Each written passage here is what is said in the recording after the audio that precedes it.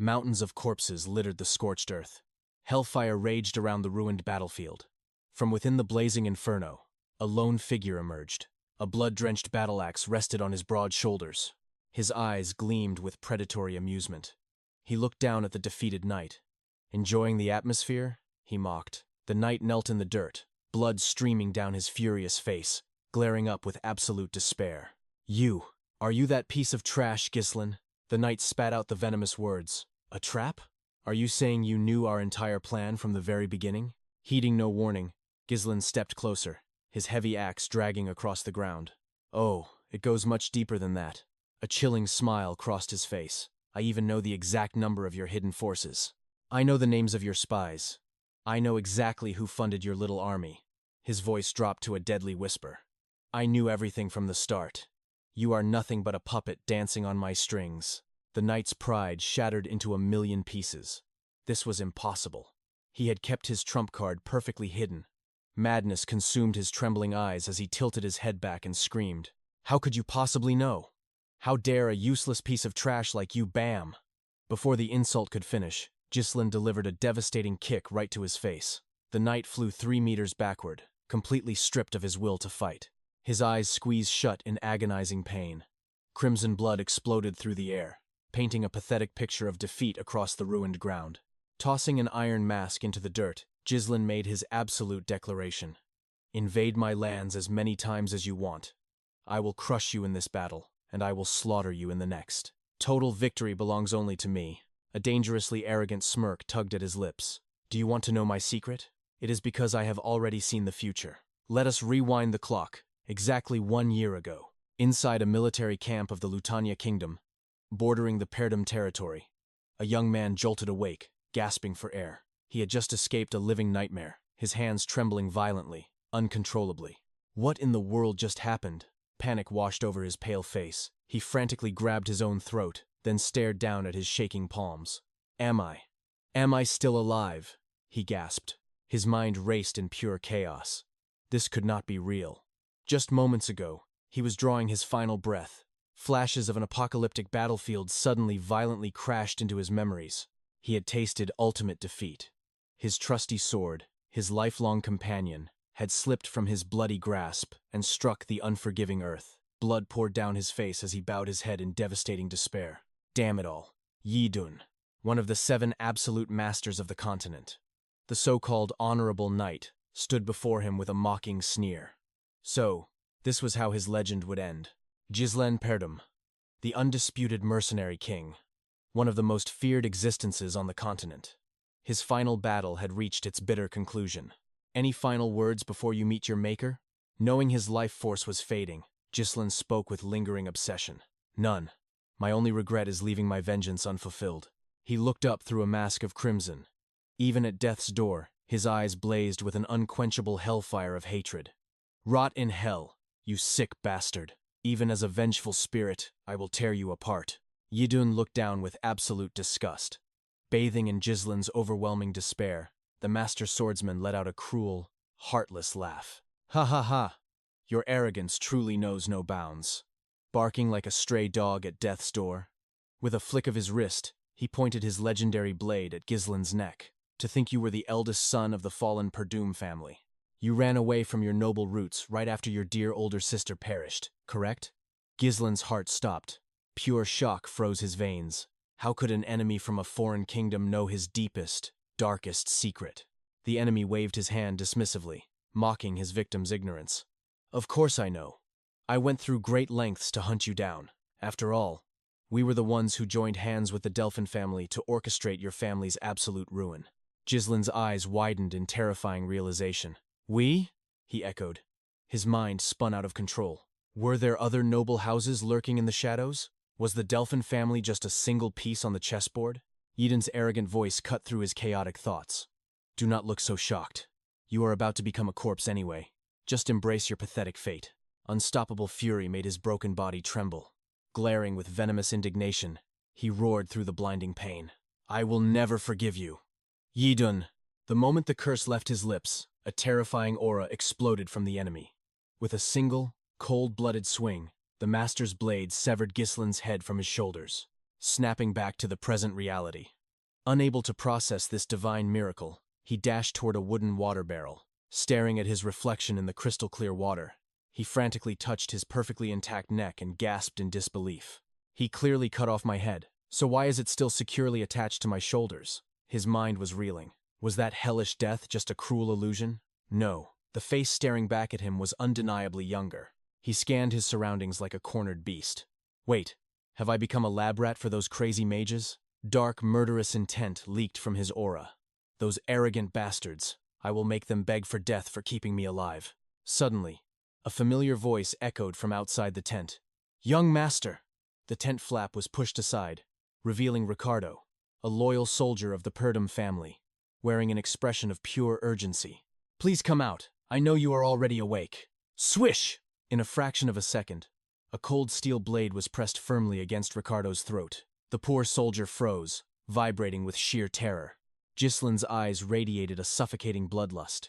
His voice was dangerously low, laced with the threat of instant death. I will spare your pathetic life if you answer my questions exactly. If you lie, all the color drained from Ricardo's face. Cold sweat drenched his military uniform. Ye young master, he stammered, barely breathing. Do you not think this is going a bit too far? A simple yes or no. This defiant reaction threw the seasoned mercenary off balance. Ghυslin lowered his weapon, completely baffled. A giant question mark popped into his mind. What the hell was with this guy's reaction? I literally just threatened to slit his throat. Shaking off his confusion, Ghυslin barked out in frustration. What the hell kind of nonsense are you spouting? Ricardo bravely pushed the blade away, his fear turning into absolute exasperation. You threw a massive temper tantrum earlier and cried yourself to sleep. Ghyslin's jaw hit the floor. What? I did something that pathetic? Ricardo looked at him with teary, unbelievably pitiful eyes. Yes! Did you wake up from a sweet dream and get amnesia? You were throwing a fit because you were ordered to lead the orc subjugation squad. Ghυslin stood there like a stone statue, his brow deeply furrowed. Orcs? What do you mean? I got angry over mere green skins? Are you out of your damn mind? Completely ignoring his master's confusion, Ricardo bent down to grab a heavy canvas bag, nagging like a worried mother. Please pack your belongings. The entire unit is waiting for your orders. Hit with one shocking revelation after another, Ghυslin could only stutter helplessly. Hold on. Pack what? Where exactly are we going? Slinging the massive bag over his shoulder, Ricardo huffed and marched out, leaving the regressor utterly bewildered. Where else would we be going? To the 𝒂𝒏𝒌 territory, of course. That single name struck Ghυslin like a bolt of divine lightning. He lunged forward, desperately grabbing Ricardo's collar, roaring at the top of his lungs. What? Say that again! Going where? With a face completely devoid of color, Ghυslin whispered in absolute horror. But the 𝒂𝒏𝒌 territory, did it not burn to ashes? Moments later, the future mercenary king stood frozen, taking in the impossible sight before him. His mind was on the brink of shattering. It really is the 𝒂𝒏𝒌 estate. How is it standing tall and proud? I literally watched it crumble into dust and ruin with my own eyes. Interrupting his world-breaking realization, Ricardo leaned in and whispered frantically. Did you have a nightmare or something? Calling our glorious family a fallen house. If the Count hears you spout such treason, you will be kicked out of the family immediately. Desperate to wake up from this crazy illusion, Ghυslin brutally pinched his own cheek. Ouch. A sharp, agonizing pain flared across his face. It hurts like hell. This is no dream. I have truly returned to the past. Ricardo stood entirely frozen. He couldn't comprehend his young master's bizarre behavior. Meanwhile, Ghυslin stared in utter disbelief. A much younger reflection. A territory completely untouched by war. Had he truly regressed through the fabric of time? In his youth, a burning hatred for his own bloodline had consumed him. Those petty, childish tantrums had sparked catastrophic disasters. Over time, his own family had shunned him as a failure. Unable to endure their suffocating judgment, he had fled into the unforgiving night. Years bled into one another in the shadows. He forged himself into a ruthless mercenary. Surviving countless bloodbaths, he honed his lethal arts and carved a legendary name into the underworld. Seeking redemption, he finally returned to the Count's estate. But only ashes and dust welcomed him home. He had lost absolutely everything. Yet now, the estate stood standing, perfectly intact. Everyone he cherished was still drawing breath. Snapping back to reality, a low chuckle escaped his lips. This is completely unbelievable. I could sing to the heavens. Suddenly, his gaze sharpened into twin blades. His brow furrowed as pure battle instincts kicked in. It was far too early to celebrate. Ricardo spoke up. "We are on the orc subjugation mission, correct?" Ghislaine's blood ran cold. He could never forget this cursed day. The day his entire squad was mercilessly butchered. In his previous life, he joined this raid, chasing vain glory. The scout reports had promised an incredibly easy sweep. Just 3 mere orcs. An arrogant fool with 0 command experience. He thought it would be child's play. But reality was a devastating nightmare. Over 20 colossal beasts lay in wait, radiating a bloodlust that shattered mortal minds. His stubborn demand to lead had doomed his men to a gruesome end. If only he had fought properly, those brainless monsters would have been easily slaughtered. But there was a glaring issue. Would anyone actually trust his word? To them, he was nothing but a useless piece of trash. Suddenly, pure chaos shattered his thoughts. An entire watchtower hurtled through the air, crashing violently before his very eyes. Wood splintered like an explosive shockwave. A terrified soldier screamed his lungs out. "It is the orcs! The horde is here!" The green tide of monsters breached the perimeter. In their massive, calloused hands, they wielded terrifying, oversized weapons of slaughter. Beside these towering monstrosities, the human infantry looked like fragile toys. Ghislaine's eyes widened at the brutal ambush. Had they struck this incredibly fast in his past life too? The vanguard stood absolutely no chance. One by one, brave men were violently crushed. The monsters initiated a frenzied, unstoppable bloodbath. A commanding roar cut through the agonizing panic. "Hold your formations! Do not break rank!" It was 𝒂𝒏𝒌, the veteran commander of the subjugation force. Gripping his heavy blade, the old warrior charged with the explosive speed of a 17-year-old. But a single clash sent him violently skidding backward. His eyes widened in absolute shock. "Damn it! We let our guard completely down." Caught entirely unprepared by this brutal raid. Their numbers vastly eclipsed the pathetic scout reports. At this rate, the defensive line will crumble into dust. Suddenly, a massive shadow loomed behind the commander. An orc raised its crude battle axe, ready to split the veteran's skull and send him to the afterlife. Moving like a phantom, Ghislaine blitzed forward. He shoved the commander violently out of the lethal kill zone. 𝒂𝒏𝒌 looked up, his eyes trembling with raw emotion. "The young master?" Ghislaine launched himself into the air. His sword flashed like a silver meteor, tracing a deadly arc right toward the beast's arm. With a single, masterful strike, the massive limb was severed completely. Crimson rained down upon the battlefield in thick waves, as the young master landed with immaculate grace. Jaws dropped across the entire front line. The notorious playboy had just casually dismembered a monster, instantly shattering the horde's fearsome momentum. The crippled orc shrieked in chaotic panic, dark blood erupting like a geyser. Overwhelmed by soul-crushing agony, the titanic creature collapsed heavily to the earth. The massive impact sent a deafening tremor through the soil. Debris blasted outward from the heavy fall. Staring down at his twitching prey, Ghislaine clicked his tongue in mild annoyance. "My mana circuits are completely locked. I wish I had regressed just a bit sooner." He then pivoted smoothly toward the bewildered 𝒂𝒏𝒌. Closing the distance, he calmly asked, "You hold the commander's authority, correct?" Still paralyzed by the boy's explosive power, the veteran stammered out, Young master?" Ghislaine extended an open palm. His voice carried the crushing weight of a hardened sovereign. "Hand it over." Cold sweat drenched 𝒂𝒏𝒌's back as his mind blanked. "Hand what over, sir?" Ghislaine's eyes narrowed dangerously.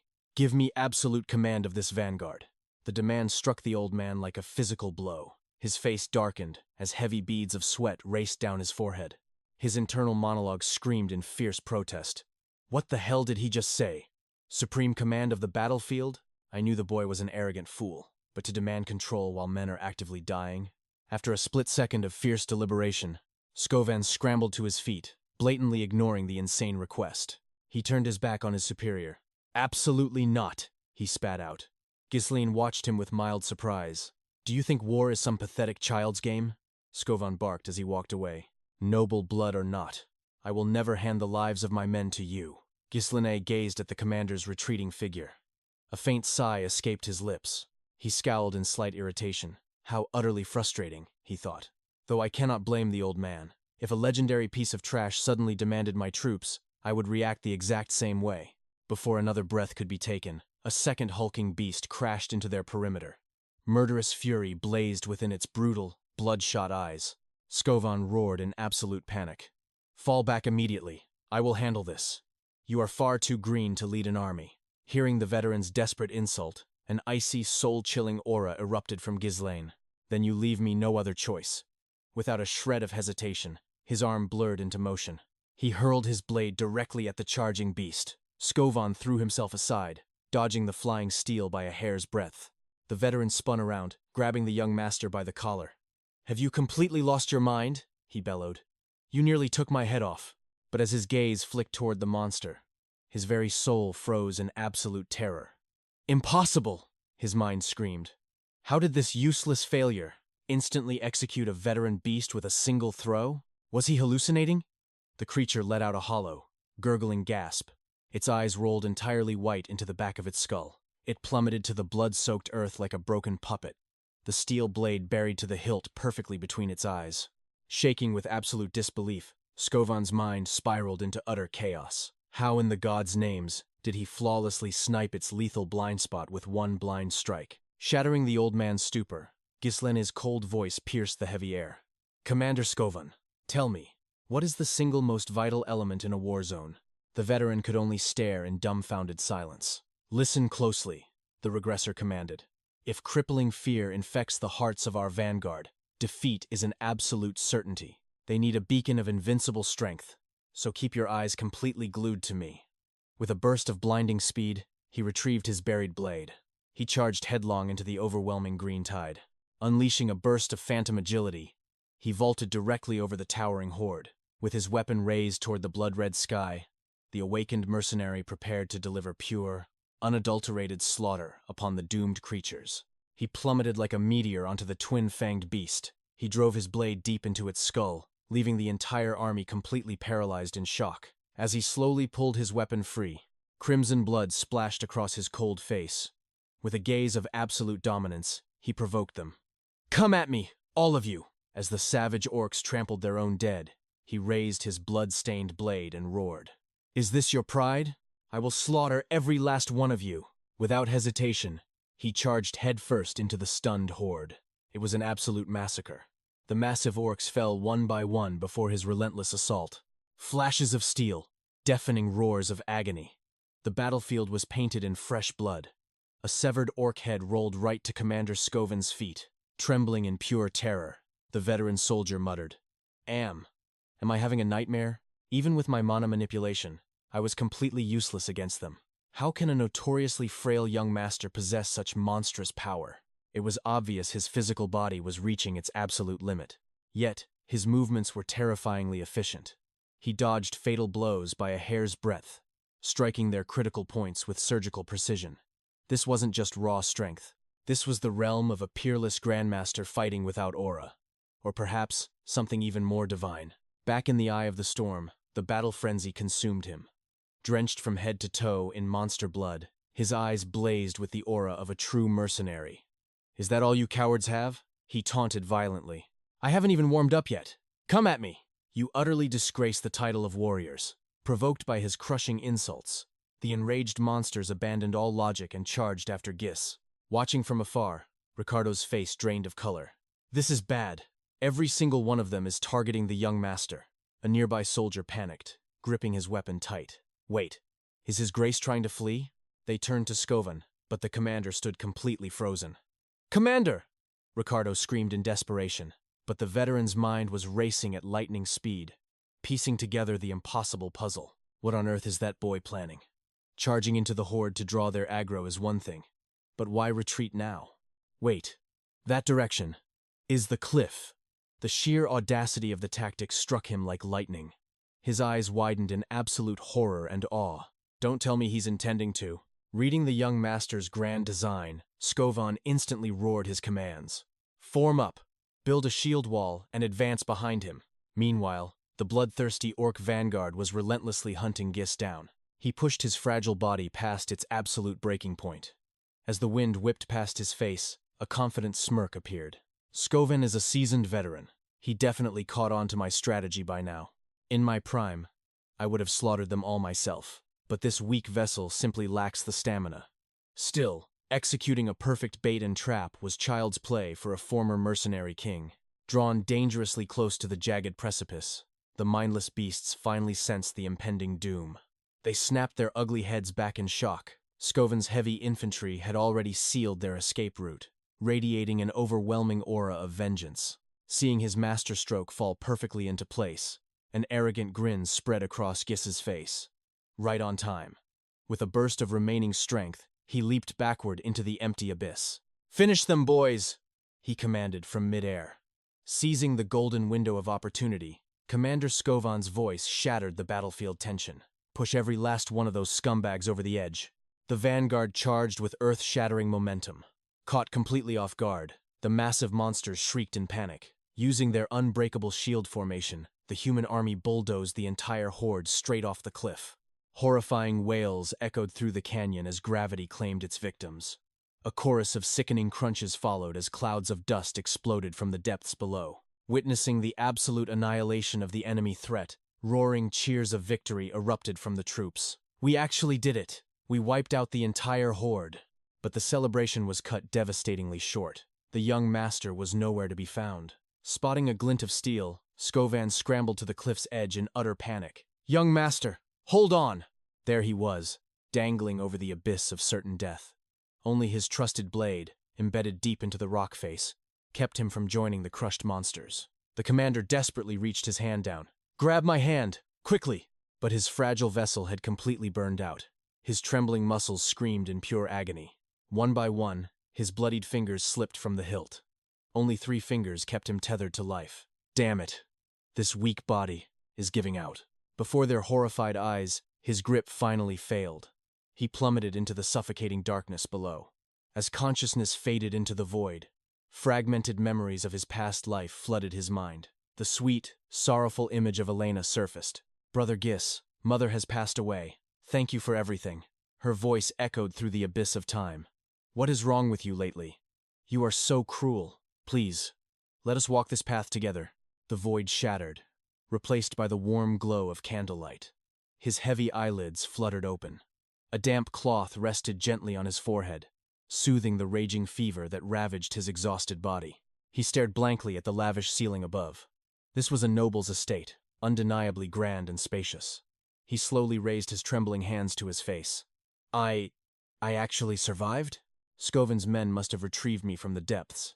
As he forced his shattered body to sit up, a splitting migraine struck him like a warhammer.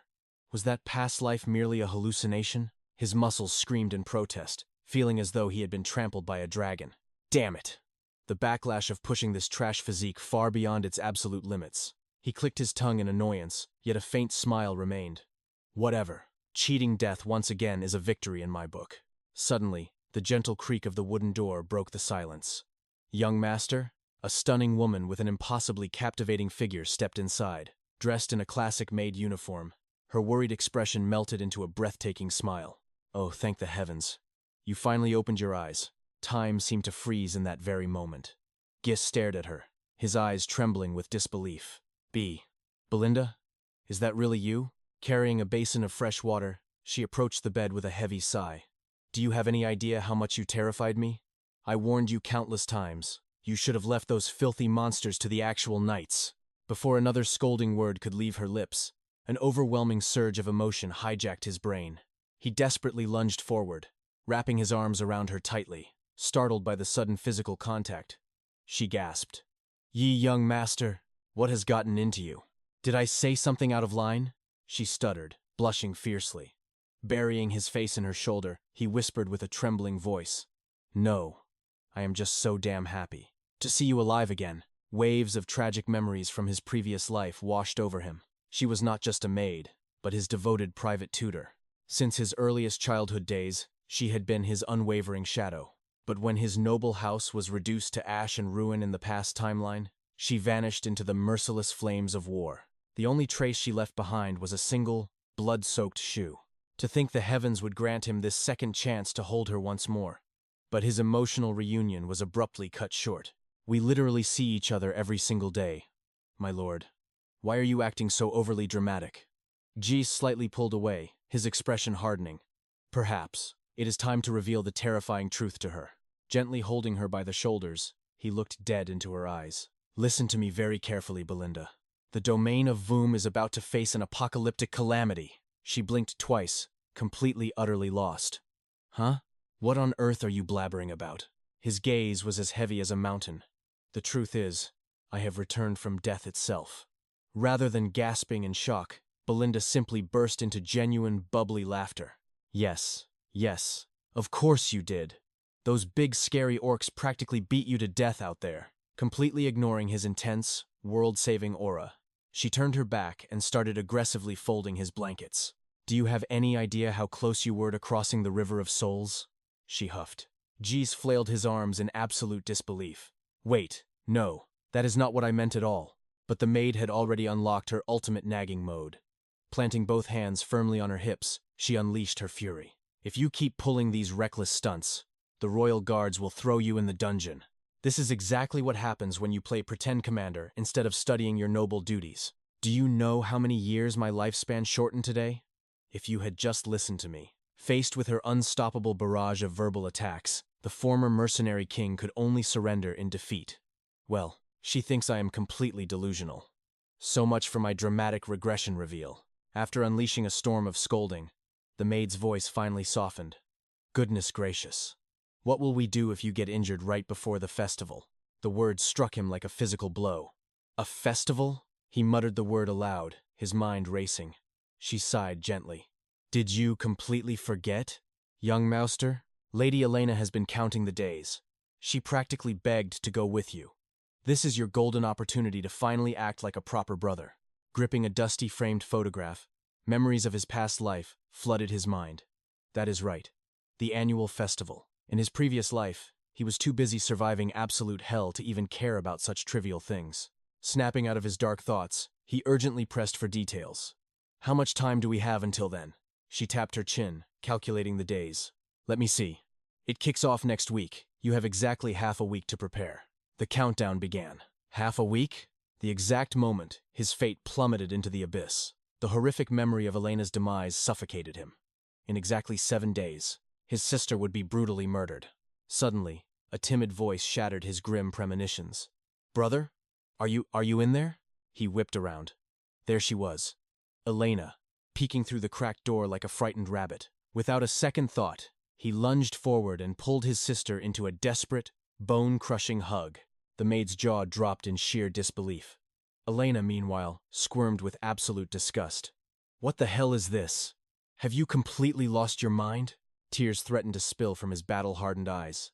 I missed you so much, my foolish little sister. But instead of a touching reunion, Elena unleashed an explosive shove, sending him flying backward into the maid. Get your filthy hands off me! You are scaring me to death! She shrieked. Clutching his aching chest, he stared at her in total shock. What kind of monstrous physical strength was that? From a mere child?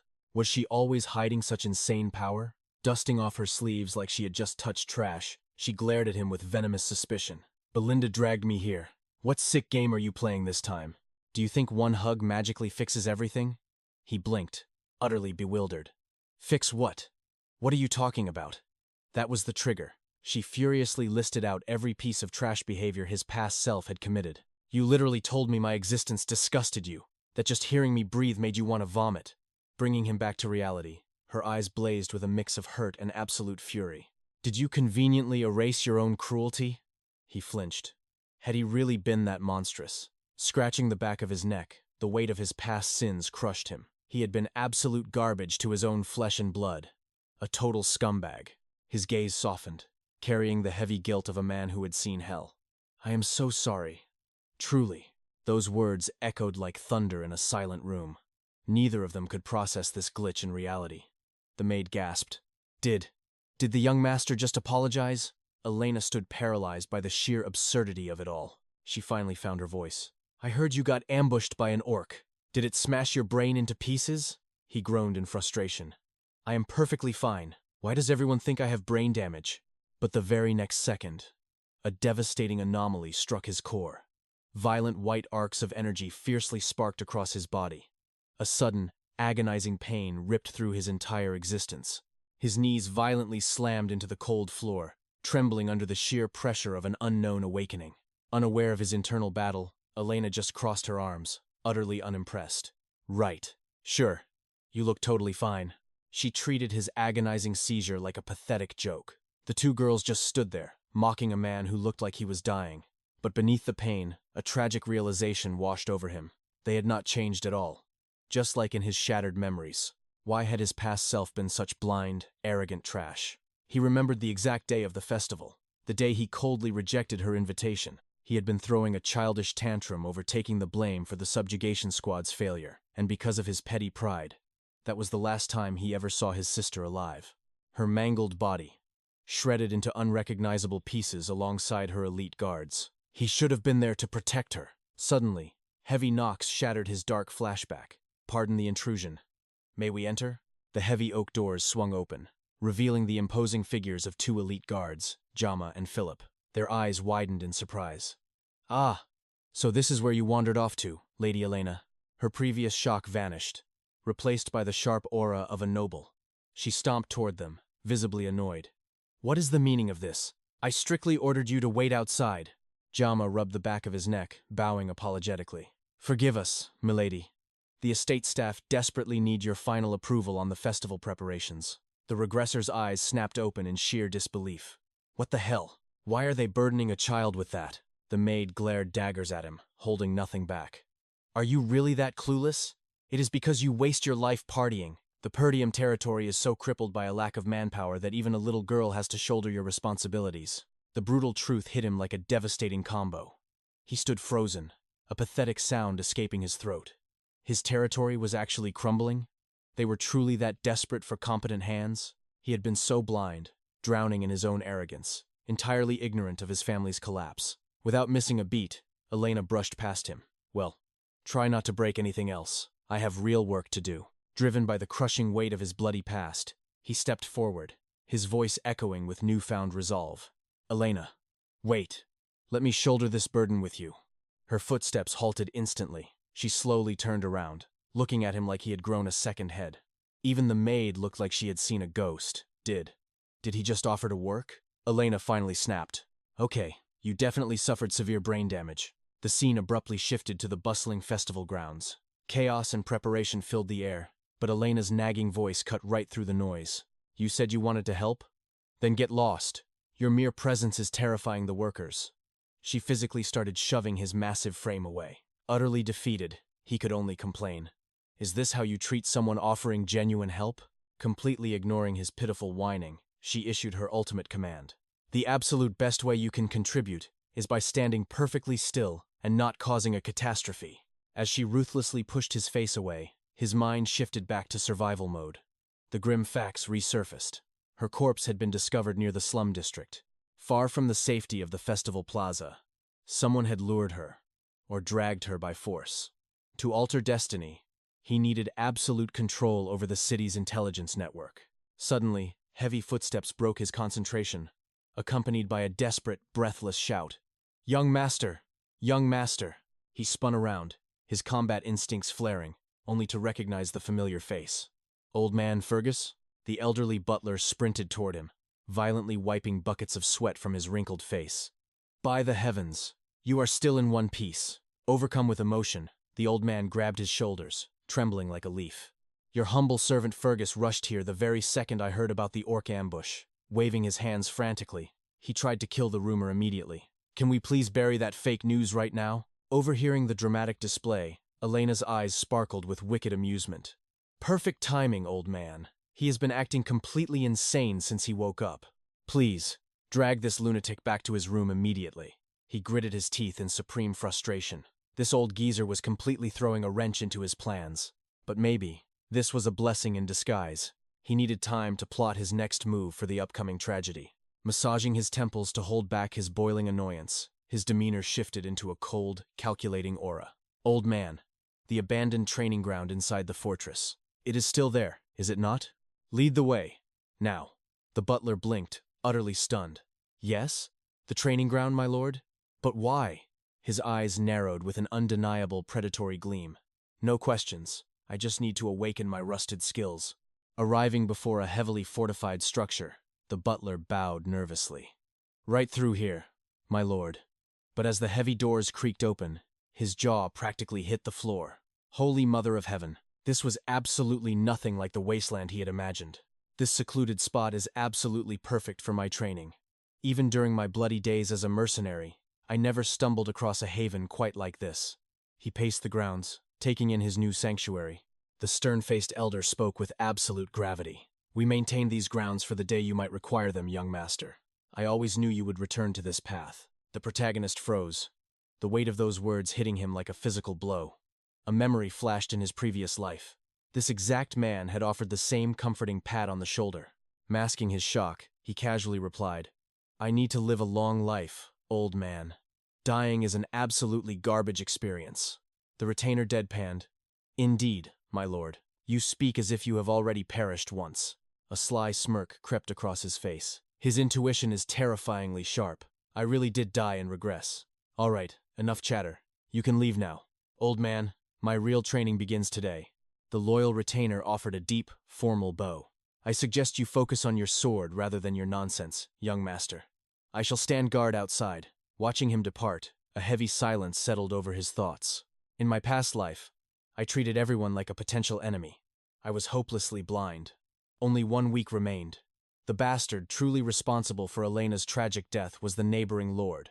That single tragedy sparked the catastrophic war that reduced the glorious Perdium family to ashes. His sister's murder was the catalyst for their ultimate destruction. This time, I will sever this tragedy at its root. Shaking off the dark memories, his immediate goal was absolute power. Time was a luxury he did not possess, but mastering his mana control was absolutely non-negotiable. He dropped into a meditative stance. Mana, the divine energy that allowed mere mortals to shatter the very limits of human potential. Novices spent years just trying to sense its presence, but he had wielded it amidst the chaos of 1,000 battlefields. He just needed to draw the ambient mana particles and compress them into a swirling core. For an absolute apex predator like him, a veteran of endless slaughter, forging a basic mana core was mere child's play. But average would never be enough. To stand at the pinnacle among the world's 7 strongest, he needed the forbidden technique from the ancient grimoire. By forcibly linking 2, or even 3 artificial cores to his natural one, he could detonate an earth-shattering burst of power. But the backlash of defying human limits was instantaneous and brutal. His internal organs screamed in agony as he coughed up a violent spray of dark blood. He collapsed to the dirt, his trembling arms barely supporting his weakened frame. "Damn it. 3 linked cores are my absolute limit right now," he gasped out. In his prime, he casually maintained 5. This suicide technique guaranteed overwhelming burst damage. But the mana drain was absolutely parasitic. That fatal flaw was exactly why Idun defeated him in his past life. The coward brought an entire Knight Order to jump him right when his mana reserves hit 0. In a fair duel, he would have slaughtered them all. The technique was dangerously unstable, but it was enough to survive the coming storm. His current body was young, giving him decades to perfect this absolute power. "I will not lose this time." His eyes blazed with murderous intent, especially not to the scum behind the Delphin family. The rats who burned our territory to the ground. Fast forward exactly 1 week the night of the grand festival. He strolled confidently beneath the piercing silver moonlight. Catching his familiar silhouette, Elena froze in her tracks, her eyes widening in sheer disbelief. She crossed her arms, dropping her jaw. "Whoa, did the sun rise in the west? You actually showed up? What parallel universe is this? You literally never attend these things." He chuckled smoothly. "Well, as a future lord, mingling with the citizens is the bare minimum, right?" She squinted at him suspiciously. "You are acting super shady. The whole estate is buzzing about your insane training arc this week." He rubbed the back of his neck, closing his eyes to hide his amusement. Is it a crime for the heir of a prestigious knight household to finally pick up a sword? But his sharp-tongued little sister showed 0 mercy. She instantly fired back. "Oh, please! Since when did you care about honor? You are the exact same guy who called father a nuisance and whined about wanting the title handed to you immediately." Critical hit. The brutally honest strike left him trembling in awkward defeat. Seeing his shell-shocked expression, she burst into a bright, genuine laugh. Ignoring her mentally stunned brother, she teased, "Whatever. I honestly prefer this version of you anyway." Looking up at the starry sky, a soft, nostalgic smile graced her lips. "It feels like the old you has finally returned." Those innocent words pierced straight through his armor, awakening a suffocating wave of guilt. A massive realization hit him.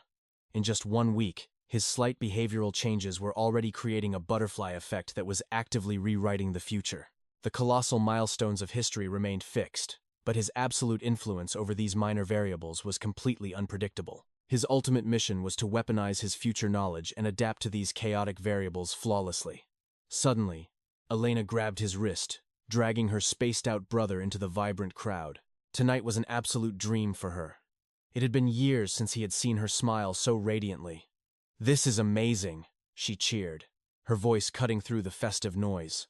Taking a breather in a quiet corner, she collapsed onto the stone steps. Her bright mood dimmed slightly as she sighed. "But honestly, it is getting a bit boring. It is the exact same routine as last year." Warning bells suddenly rang in his head. The festival is almost over, yet the assassination attempt hasn't happened. Did my constant presence beside her alter the timeline? Just as his paranoia spiked, a painfully familiar voice echoed from the shadows. Two armed escorts approached Elena. "My lady, would you care to explore a different district? A contact of ours mentioned a secret, exclusive performance nearby. What do you say?"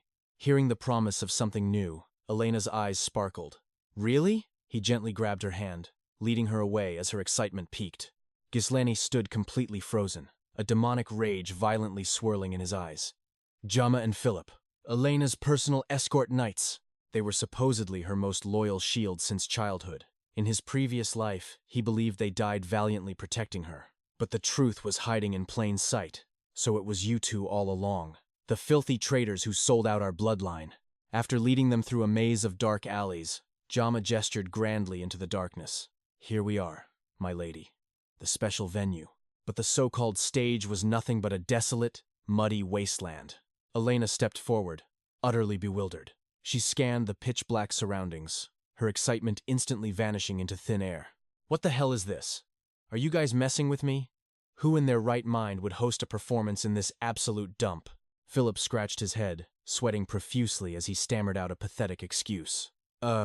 Well, they probably just haven't finished setting up the stage yet." But while the traitors panicked, Ghislaine's tactical mind was already analyzing the kill zone. His cold gaze locked onto the seemingly random wooden crates piled high in the narrow alleyways. An epiphany struck like lightning.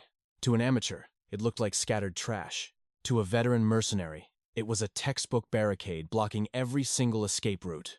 Completely oblivious to the lethal trap, Elena angrily grabbed her brother's arm and dragged him back. "This is stupid. We are leaving." Realizing their assassination plot was crumbling, Jama panicked and desperately called out, "Wait, my lady, we walked all the way out here.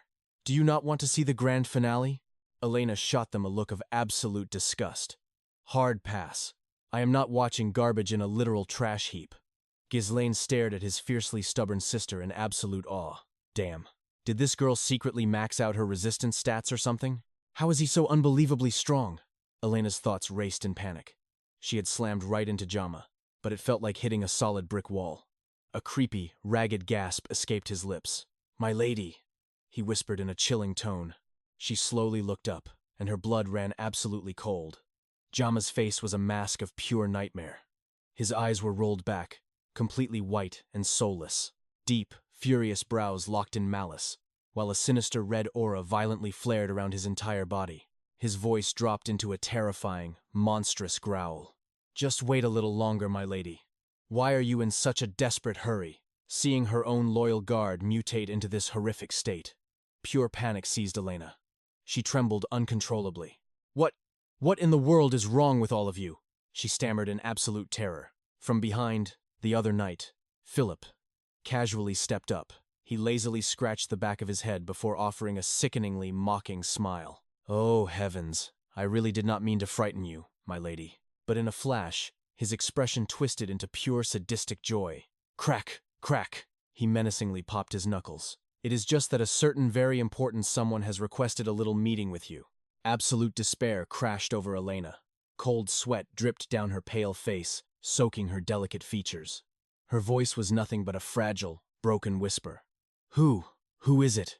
Thud, thud, thud. Heavy footsteps echoed from the shadows. A rugged mercenary boss in a classic cowboy duster emerged with two elite lackeys. This was Frank, a scarred, stubbled face, messy ash-gray hair, and pitch-black fortune-teller shades hiding his dead eyes. His gravelly voice sliced through the heavy tension. I must say, your syndicate's workflow is flawlessly clean. Seeing the underworld boss arrive, 𝒂𝒏 immediately bowed like an obedient dog. Of course, we delivered the young miss exactly as promised. Now, let us finalize our little transaction right here. Frank's gaze shifted to Ghislain, arching an eyebrow in genuine surprise. Huh? Is not that the eldest trash of the 𝒂𝒏𝒌 family? I do not recall adding him to the invoice. 𝒂𝒏 quickly raised his hands, smirking evilly. Consider him a free bonus. The young master was stupid enough to blindly follow us, totally unaware he was marching right into his own grave. Hearing this absolute betrayal, Ghislain stood perfectly still, a confident aura masking his true, heaven-defying power. 𝒂𝒏, so you really sold us out to the mercenaries? Ghislain's voice was remarkably calm. Do you honestly believe you can just walk away from this? Hearing that arrogant tone from a supposedly weak master, 𝒂𝒏 spun around and burst into triumphant laughter. Why do you not worry about your own neck first, kid? We just need to take the gold and run far away. We are completely sick of this so-called promised land anyway. It is nothing but endless torture from those savages. He spat on the ground in total disgust. Trust me, there are plenty of others besides us who would gladly kill to escape the 𝒂𝒏𝒻 family's shadow. But 𝒂𝒏 never got to finish his villainous monologue. Swish! Faster than the eye could track, Ghislain drew his blade. A single, flawless crescent arc sliced through the air. He landed in an epic finishing stance, leaving every single person paralyzed in absolute shock. Splat!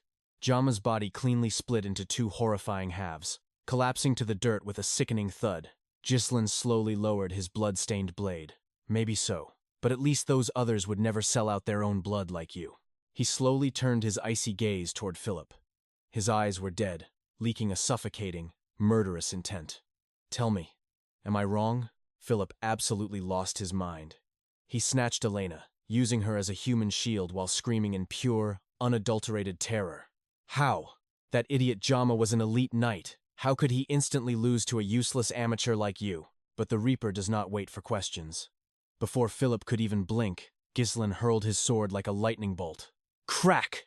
The blade pierced straight through Philip's skull. Blood painted the air as the second traitor met a swift, brutal end.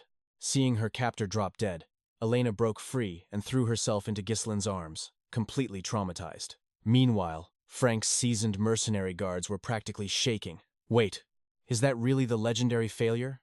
The eldest son of 𝒂𝒏𝒻? I thought the rumors said he was pure garbage. 0 combat experience. 0 basic training. Frank narrowed his eyes, analyzing the situation. No, judging by those pathetic aristocratic clothes, it is definitely him. But internally, the seasoned mercenary boss was sweating. Even if my men let their guard down, this kid just instantly slaughtered 2 fully armored knights using a high-level mana strike. Back with Elena. The poor girl was shivering like a leaf in a storm. She clung to his coat, crying out, Brother, what in the world is happening? Ghislain looked down at her with gentle, protective eyes. He made a split-second decision. With a precise, painless chop to the back of her neck, he knocked her out. Carefully laying her softly on the grass, he whispered, Just rest here for a while, little sister. When he stood back up, the gentle brother vanished. Only a supreme predator remained. He glared at Frank's crew with blazing fury.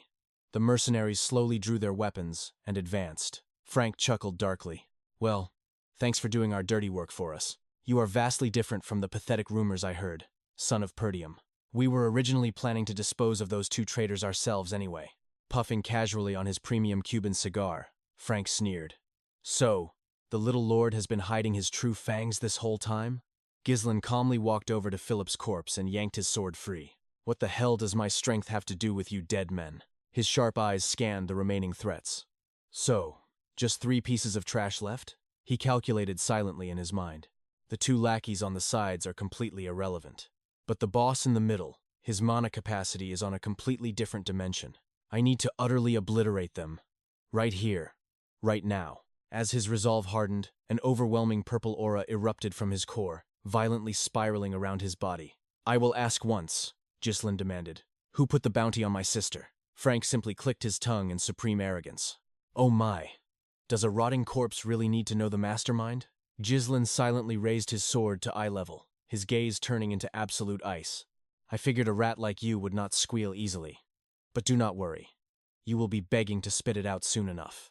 One of the mercenary goons smirked, eager for blood. "Boss, should I just chop his pretty head off right now?" Frank's smile turned utterly demonic. "No. Capture him alive, and shatter all 4 of his limbs. I want him reduced to a mad, crawling worm. It is only fair he writhes in ultimate agony for ruining such a perfect operation." The moment the boss gave the horrifying order, the 2 elite goons exploded with bloodlust. Drawing their heavy blades, they charged at Ghislain like rabid wolves. "Yes, boss! Your wish is our command."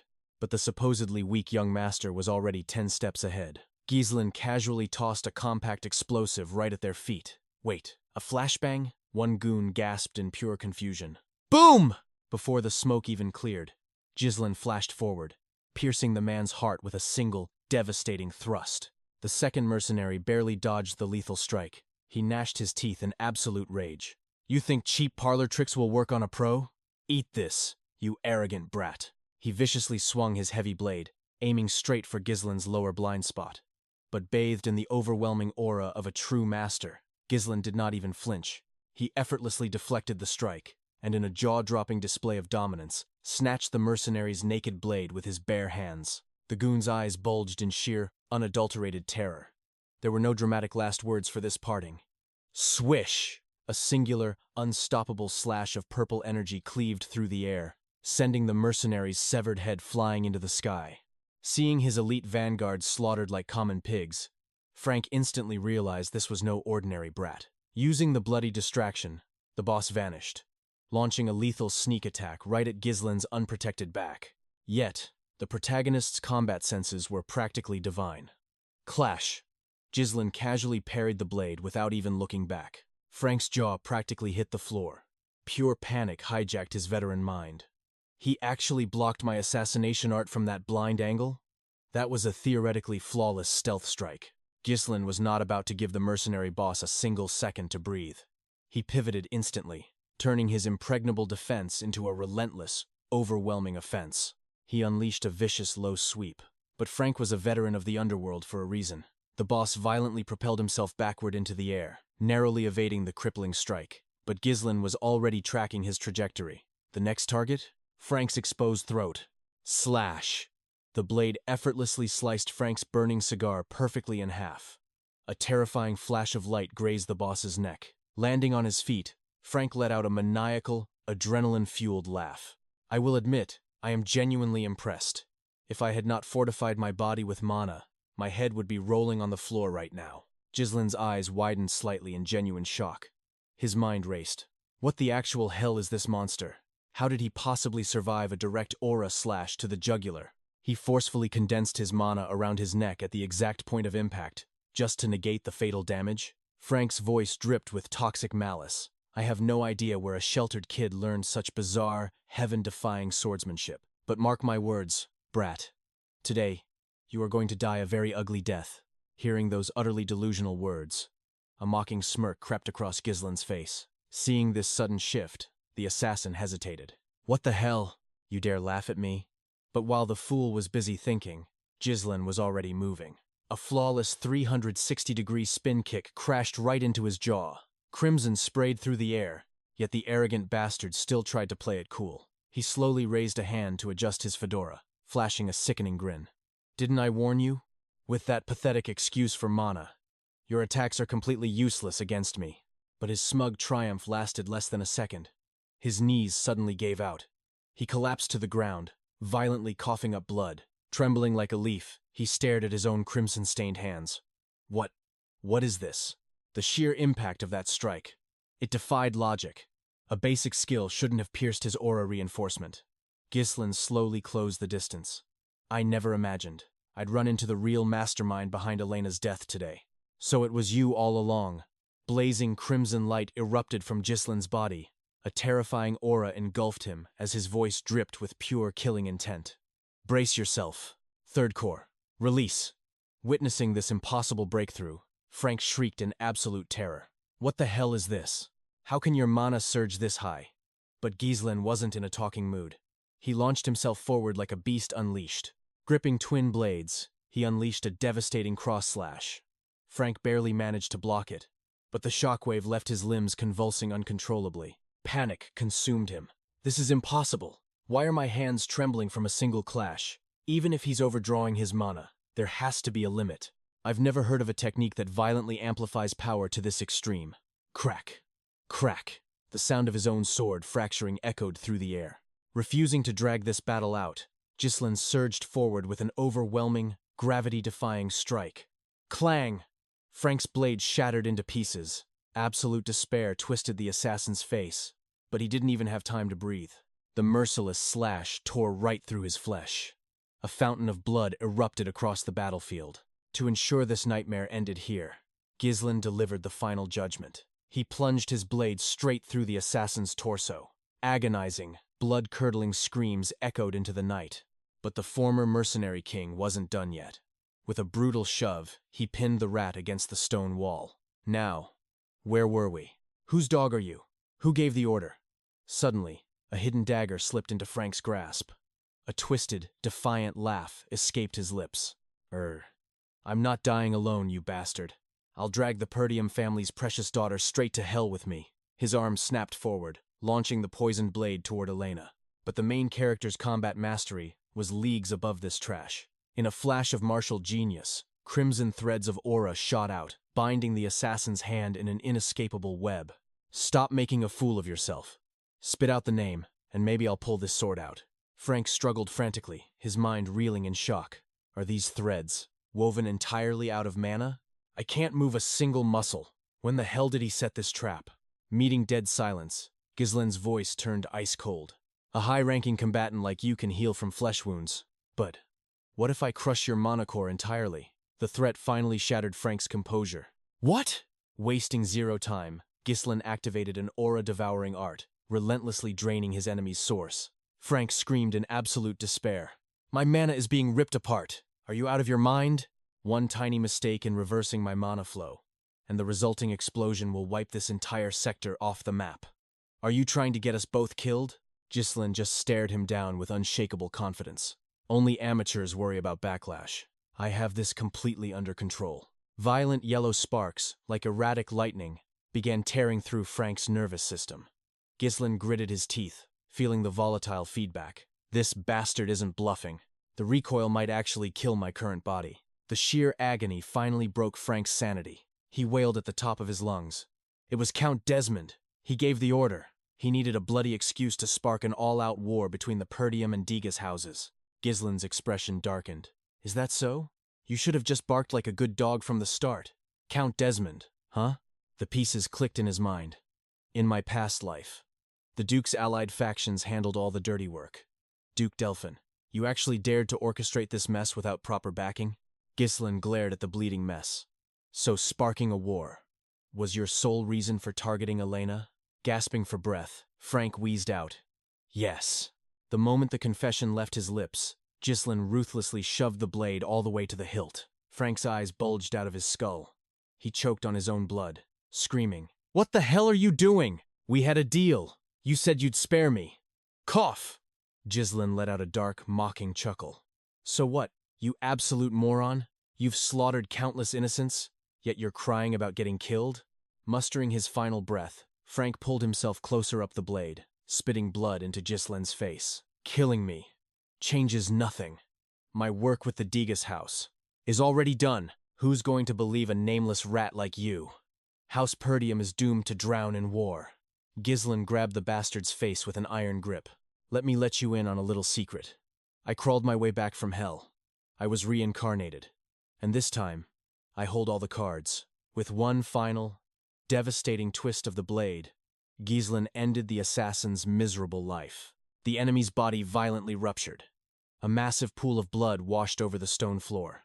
At that exact moment, brilliant festival fireworks exploded overhead, painting the night sky in a shower of dazzling colors. But the adrenaline finally wore off. His current body hit its absolute limit. 𝒌𝒊𝒏 collapsed to his knees, barely catching himself with one hand. He wiped the fresh blood trailing from his own lips. Damn it all. Back when I was the mercenary king, detonating 3 cores at once was child's play. I refused to be brought down by something this pathetic. Forcing his heavy eyelids open, he locked his gaze on a nearby door. Dragging his battered, agonizingly heavy body, he pushed it open. The room inside was an absolute war zone. Smashed furniture littered the floor. But worse.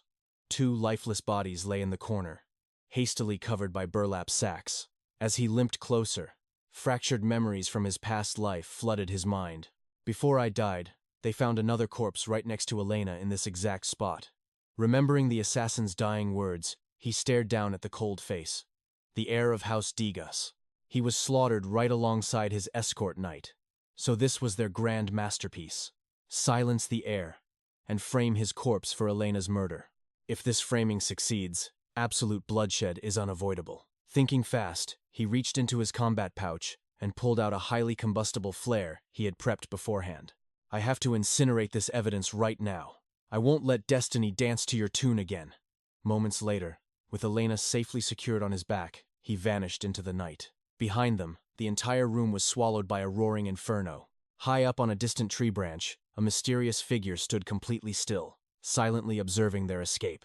Then, without a single sound, the enigmatic watcher melted into the shadows, completely vanishing into thin air. The scene shifts to an unknown abyss. The spotlight falls on a mysterious subordinate, groveling desperately on the cold stone floor. Shrouded figures surround him at a massive circular table. Then, an ominous voice shatters the silence. A total failure. We deployed our most elite knights in Frank for this? They were the absolute best we had to offer. Yet, you could not even handle a mere little girl. Did you lower your guard thinking this was child's play? His face twisted in frustrated panic. The subordinate blurts out his excuse. It was all because of 𝑧𝒊𝒏𝒈. At that very name, shockwaves ripple through the council, sparking a flurry of heated whispers. 𝒔𝒊𝒏? The notorious trash of the north? Him? One of the elders slams his fist in blazing fury. You know damn well that 𝒔𝒊𝒏 is nothing but useless garbage. Are you seriously using him as your pathetic excuse? Trembling, the subordinate desperately pleads his case. He is completely different from our intel. It is as if he has awakened into an entirely different beast. But we have already finished our business with the Degas family. We do not need to worry about triggering a territorial war anymore. I beg you, please give me one last chance. Shut your mouth. You failed to gather basic intelligence on a mere child. Do you have any idea how much this sets back our grand design? You botched a flawless mission, and now you dare to beg for mercy? A chilling, synchronized chant echoes through the hall. Erase him from existence. Just then, a terrifying presence emerges from the central throne. An overwhelming, majestic voice dominates the room. Such a racket. Tell me, how exactly do you plan to use this second chance? Dripping with cold sweat, the subordinate frantically replies. My lord, I will eliminate 𝒔𝒊𝒏𝒈 by orchestrating a perfectly natural duel. I already have the perfect pawn in mind. The shadowy figures lean in. Who is it? It is Can Loads, known for his brutally aggressive swordsmanship. Despite his youth, he is already a symbol of absolute destructive power. I confidently swear that no one in the north can match his raw physical might. Furthermore, Can is a blood relative of 𝒔𝒊𝒏. Setting up their fatal encounter will be completely effortless. The mysterious leader narrows his eyes, his aura suffocating the room. Very well, but if you fail me again, there will be no tomorrow for you. The scene cuts to the sunlit training grounds of Perdium City. Old man Fergus calls out respectfully. Excuse me, young master. It is time for your meal. Suddenly, an invisible force whips through the air, wrapping tightly around the sword at his feet. The old man jumps back in sheer panic. Before he can even process the shock, the heavy blade is ripped away by an unseen phantom. It flies straight into the hands of 𝒔𝒊𝒏, who stands there exuding an overwhelming martial aura. Faint threads of shimmering mana are still coiled around the hilt. He twirls the blade effortlessly, a true master of war, before suddenly coming to a halt. That should be enough. We are done for today. Fergus cautiously approaches, his voice trembling with awe. My apologies, young master. You were so intensely focused, I just wanted to break the heavy tension. 𝒔𝒊𝒏 flashes a gentle, unbothered smile. Ah, it is perfectly fine, Sir Fergus. The old man looks up, his eyes wide with utter disbelief. How in the world did you just do that? Effortlessly lifting the blade, 𝒔𝒊𝒏 replies with absolute nonchalance. Oh, you mean this little trick? I merely molded my mana into a physical thread. He closes his eyes, drowning in memories of his blood-soaked past. In my previous life as a mercenary, this was basically breathing. But with this currently weak body, trying to use my full mastery would literally shatter my mana core. My reserves are pathetically low right now. However, By condensing it into a single micro-thread, I can perfectly replicate the technique without draining my life force. Weak to strong, it is only a matter of time. Shattering his deep monologue, the old man's baffled voice rings out. Heavens! I have trained my mana for decades, yet I have never witnessed such absolute god-tier control. Swallowing hard, Fergus questions his own sanity. Just a few days ago, he could not even sense mana properly. How did the greatest trash of the family suddenly awaken such a legendary technique on his own? Sir Fergus? Is there something else on your mind? Ah, well, the truth is I came here to tell you something important. Oh? What is it? The veteran servant bows deeply, bending at a full 90 degrees. Thank you so much for protecting the young lady. Gislen blinks, genuinely taken aback. Excuse me? Why are you thanking me? She is my little sister. Defending her is my absolute duty. Fast forward a few days later. The grand festival has been forcefully shut down. The dark reason? A treacherous escort knight had actually conspired to sell the young miss into slavery. Inside a quiet study room, Elena rests her chin on her hand. Her fingers tap rhythmically against the wooden desk, creating a crisp, echoing sound. Yet her face paints a picture of pure sorrow. She pouts in frustration. Everyone thinks I am just making up lies. When I told them you were the hidden hero who saved me, they scoffed. You need to go out there and tell them the truth. Sitting across from her, Gislen lets out a heavy, exhausted sigh. Let it go, Elena. Even if I reveal my true strength, those blind fools would never believe it anyway. Hearing this, Belinda trembles with blazing fury. Her face scrunches up as she snaps. Jama and Philip were the filthy traitors who stabbed you in the back, right? Those absolute scumbags. I knew from the start they were nothing but twisted degenerates. Gislen glances at his little sister, his eyes darkening with the cold calculation of a seasoned mercenary. Since Elena survived, I managed to stall the devastating territorial war. But those shadow factions will never give up. I cannot protect everyone single-handedly forever. I need to forge an absolute empire. I need to awaken an unstoppable, elite army. Slicing right through his grand schemes, a timid maid carefully pushes a dining cart into the room. Excuse me, my lord. I have brought your meal. Stepping forward gracefully, she gently places a covered dish right in front of the overpowered main character. He casually picks up his spoon, his mind still running tactical simulations. Perhaps mastering the dark arts of politics is my next necessary step to achieve world domination. He looks down, expecting a feast. Instead, a pathetic, bite-sized crust of dry bread sits violently alone on the massive silver plate. His eyes widen to the size of saucers. Utterly bewildered, he snaps his head toward Belinda. Why in the world are we being served the appetizer first? She lets out a painfully hollow laugh. Appetizer? Please. You know exactly how utterly broke our territory is right now. Suddenly, a deafening roar explodes from the courtyard, ripping the peaceful atmosphere to absolute shreds. A ridiculously plump merchant waddles forward, screaming at the top of his lungs. Pay up the damages you caused by canceling the grand festival right this second. Behind him stands an ocean of furious citizens, their eyes burning with riotous anger. The chaotic chant shakes the very ground. Compensate, compensate, compensate. One particularly enraged man charges at the heavy iron gates. He points aggressively at the trembling lone guard, spitting pure venom. Come out here and face us. You noble parasites are swimming in gold while we starve. The terrified guard stammers in pure panic. Please, I beg you, just calm down. Hearing the explosive uproar, Gislen rushes to the window. What in the world is happening out there? Belinda cowers behind him, shivering in absolute dread. I knew this nightmare would happen. She lets out a heavy sigh, before bursting into desperate tears. You know our territory is kept alive by these desperate merchants. Their entire livelihood depends on the massive profits from this one festival. Last year barely gave them enough to survive the brutal winter. But now? The event was completely shut down after a single day. No wonder they are ready to burn this place to the ground. Hearing this grim reality, Gislen's brow furrows deeply. Cold sweat forms on his temples. Is our financial ruin truly this catastrophic? Peering down at the raging mob, his sharp, mercenary mind races. This is dangerously bad. If I do not step up and show true leadership right now, their blazing wrath will consume everything. He abruptly spins around to face his loyal servant. Sir Fergus, what in the hell are the guards doing? Deploy the entire garrison to suppress that mob instantly. The old man's face turns deathly pale. My lord, we do not have a single guard left. Gislen freezes, his supreme confidence shattering for a second. What did you just say?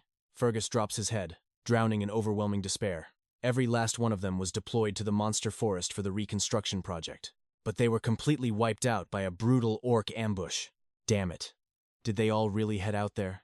The bum territory was basically an endless war zone, constantly ravaged by bloodthirsty barbarians on the northern borders. To make matters worse, a nightmare-inducing monster forest loomed nearby. Foul beasts could ambush them at any given moment. No funds, no soldiers. It was an absolute disaster. Snapping back to reality, he urgently threw an arm around Berinda. Listen to me for a second. You manage our treasury, right? Use those funds to pacify the terrified merchants immediately. Her eyes widened in utter disbelief. We are completely broke, my lord. Did you forget?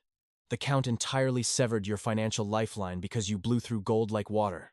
The words struck him like a devastating lightning bolt. His mind raced in panic. Wait a minute. Are you telling me I am dead broke?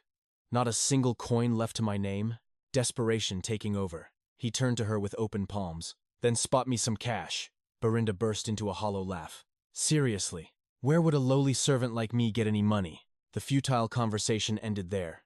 Ghislaine slumped by the window alone, his hollow gaze drifting across the vast, empty sky. Damn this fate. No wealth. No military power. What exactly do I have left? Without a single copper coin to my name, I cannot do a damn thing. Even with all my future knowledge, this absolute poverty makes it completely useless. I need to secure some capital, and fast. Is there any hidden method? Could there be some forgotten treasure buried within the estate? Suddenly, the frantic pounding of footsteps echoed from the hallway. The door violently burst open, followed by a desperate scream. Young master! Startled from his intense plotting, Ghislaine calmly stepped forward. Ricardo, what is the meaning of this? Ricardo stood there trembling, his pale face entirely drenched in cold sweat. It is an absolute disaster. The young Master Can is demanding your presence. Meanwhile, inside a nearby trashed tavern, Commander Scoven was taking a merciless, bloody beating. Heavy, bone-crushing fists relentlessly smashed into the commander's face. The brutal assault did not end there. A devastating uppercut slammed directly into his chest, forcing a horrific scream of pure agony from his lungs. Right as Ghislaine stepped into the chaotic scene, the battered commander collapsed to the floor, completely motionless. A chillingly arrogant voice echoed through the room. Well, look who finally decided to show up. Hello there, Ghislaine. Ghislaine coldly observed the towering brute standing before him. He recognized that punchable face instantly. The heir to the Lhodes family, a supposed political ally. In his past life, that bastard was both his only so-called friend and his greatest tormentor. Shaking off the dark memories, Ghislaine demanded answers. Ricardo, explain this mess. Ricardo stammered in pure terror. It is just as you see, my lord. We received emergency reports of a tavern brawl and discovered Lord Can causing a scene with his escort knights. Upon spotting us, he violently demanded to know if the wild rumors about you were true. Commander Scoven simply confirmed the details of your recent exploits, but Lord Can flew into a blind, terrifying rage, violently grabbing the commander. And that is how this bloodbath started. Before Ricardo could even finish his sentence, Can provocatively rested his hands on his hips, his voice dripping with unbearable arrogance. Hey, trash! If you are going to tell a story, at least get the facts straight. This pathetic old man dared to claim that a weakling like you, someone who has never trained a day in his life, slaughtered an orc bare-handed, and wiped out a squad of traitorous knights. So I generously gave him a brutal wake-up call to knock some sense back into his delusional head. Stomping aggressively toward Ghislaine, Can unleashed a sinister, mocking smirk. None of this bloodshed would have happened if you had not spread such pathetic, lying rumors in the first place. Ghislaine's aura instantly darkened. His brow furrowed as blazing fury ignited in his eyes. He thought to himself, right, this piece of garbage always treated me like his personal stepping stone. Every single time this tyrant visited the territory, he stirred up endless chaos. Yet nobody ever dared to breathe a word of complaint. Because the old me acted like his obedient little dog, nobody dared to look down on Can. Unlike the pathetic, self-loathing fool I used to be, this bastard's arrogant swagger was celebrated as the ultimate mark of a true leader. Meanwhile, I was the one constantly buried under an avalanche of public scorn. Watching Ghislaine stand there in deafening silence, the arrogant Can felt a flicker of confusion. What is with this useless coward? Normally, he would be trembling and begging after a provocation like this. The scene suddenly shifts, revealing a sinister plot from earlier at the Lhodes estate. Can lounged aggressively in his lavish chair, eyes wide in shock. Wait, you want me to murder 𝑺𝒊𝒏𝒈? Standing before him was a mysterious, cloak-draped assassin. The shadowy figure whispered a dark promise. If you accomplish this bloody task, our master will fully back the Lhodes family's rise to absolute power. Blinded by the overwhelming allure of absolute authority, Can's hesitation vanished into twisted amusement. Crushing that weakling is child's play. But 𝒊𝒏𝒈 is still a noble heir. Why must I go as far as taking his miserable life? The shadowy operative smoothly offered a wicked solution. We simply bait him into an honorable, one-on-one duel. Then, we orchestrate a tragic, unavoidable accident during the clash. To the outside world, it will look like nothing more than a heated rivalry gone horribly wrong. Just a tragic dispute between noble heirs. I will disguise myself as your loyal escort knight and manipulate the shadows to ensure his absolute demise. You have nothing to fear. This is a heaven-sent opportunity for your ascension. Can feigned a moment of fake remorse. I must take the life of my own pitiful cousin, but the act dropped instantly. A disgustingly wicked grin stretched across Can's face. Then let us get this slaughter started. Returning to the tense reality of the trashed tavern, Can analyzed the silent 𝒊𝒏𝒈. Did the higher-ups order his execution because this trash actually changed? Before Can could finish his dark thought, 𝒊𝒏𝒈 tilted his head with a perfectly clueless expression. Hey, idiot. What the hell are you even babbling about? Can let out an exhausted, arrogant sigh. Tsk. Why are you just standing there like a statue? Since I took the time to visit this dump, you better bring out the entertainment you prepared for me. 𝒊𝒏𝒈 blinked, utterly bewildered. Prepared what? Did you completely lose your damn mind? Can threw his head back and roared with villainous laughter. I heard the grand festival got entirely shut down.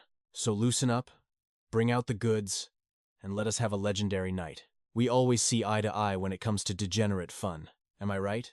Or am I wrong, my dear friend? 𝒊𝒏𝒈's face went completely deadpan. Oh, you are talking about that garbage routine? The realization clicked in 𝒊𝒒's mind.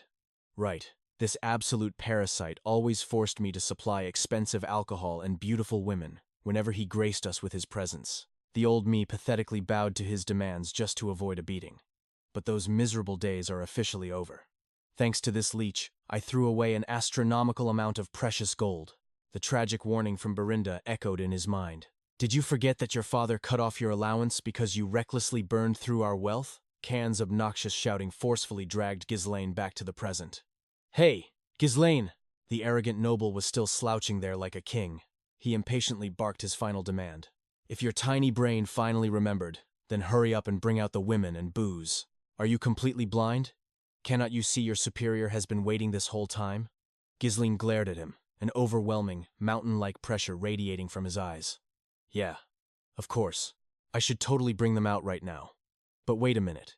Do not you have a massive, unpaid debt to settle with me first? The disguised assassin blinked in absolute shock, a massive question mark practically floating above his hooded head.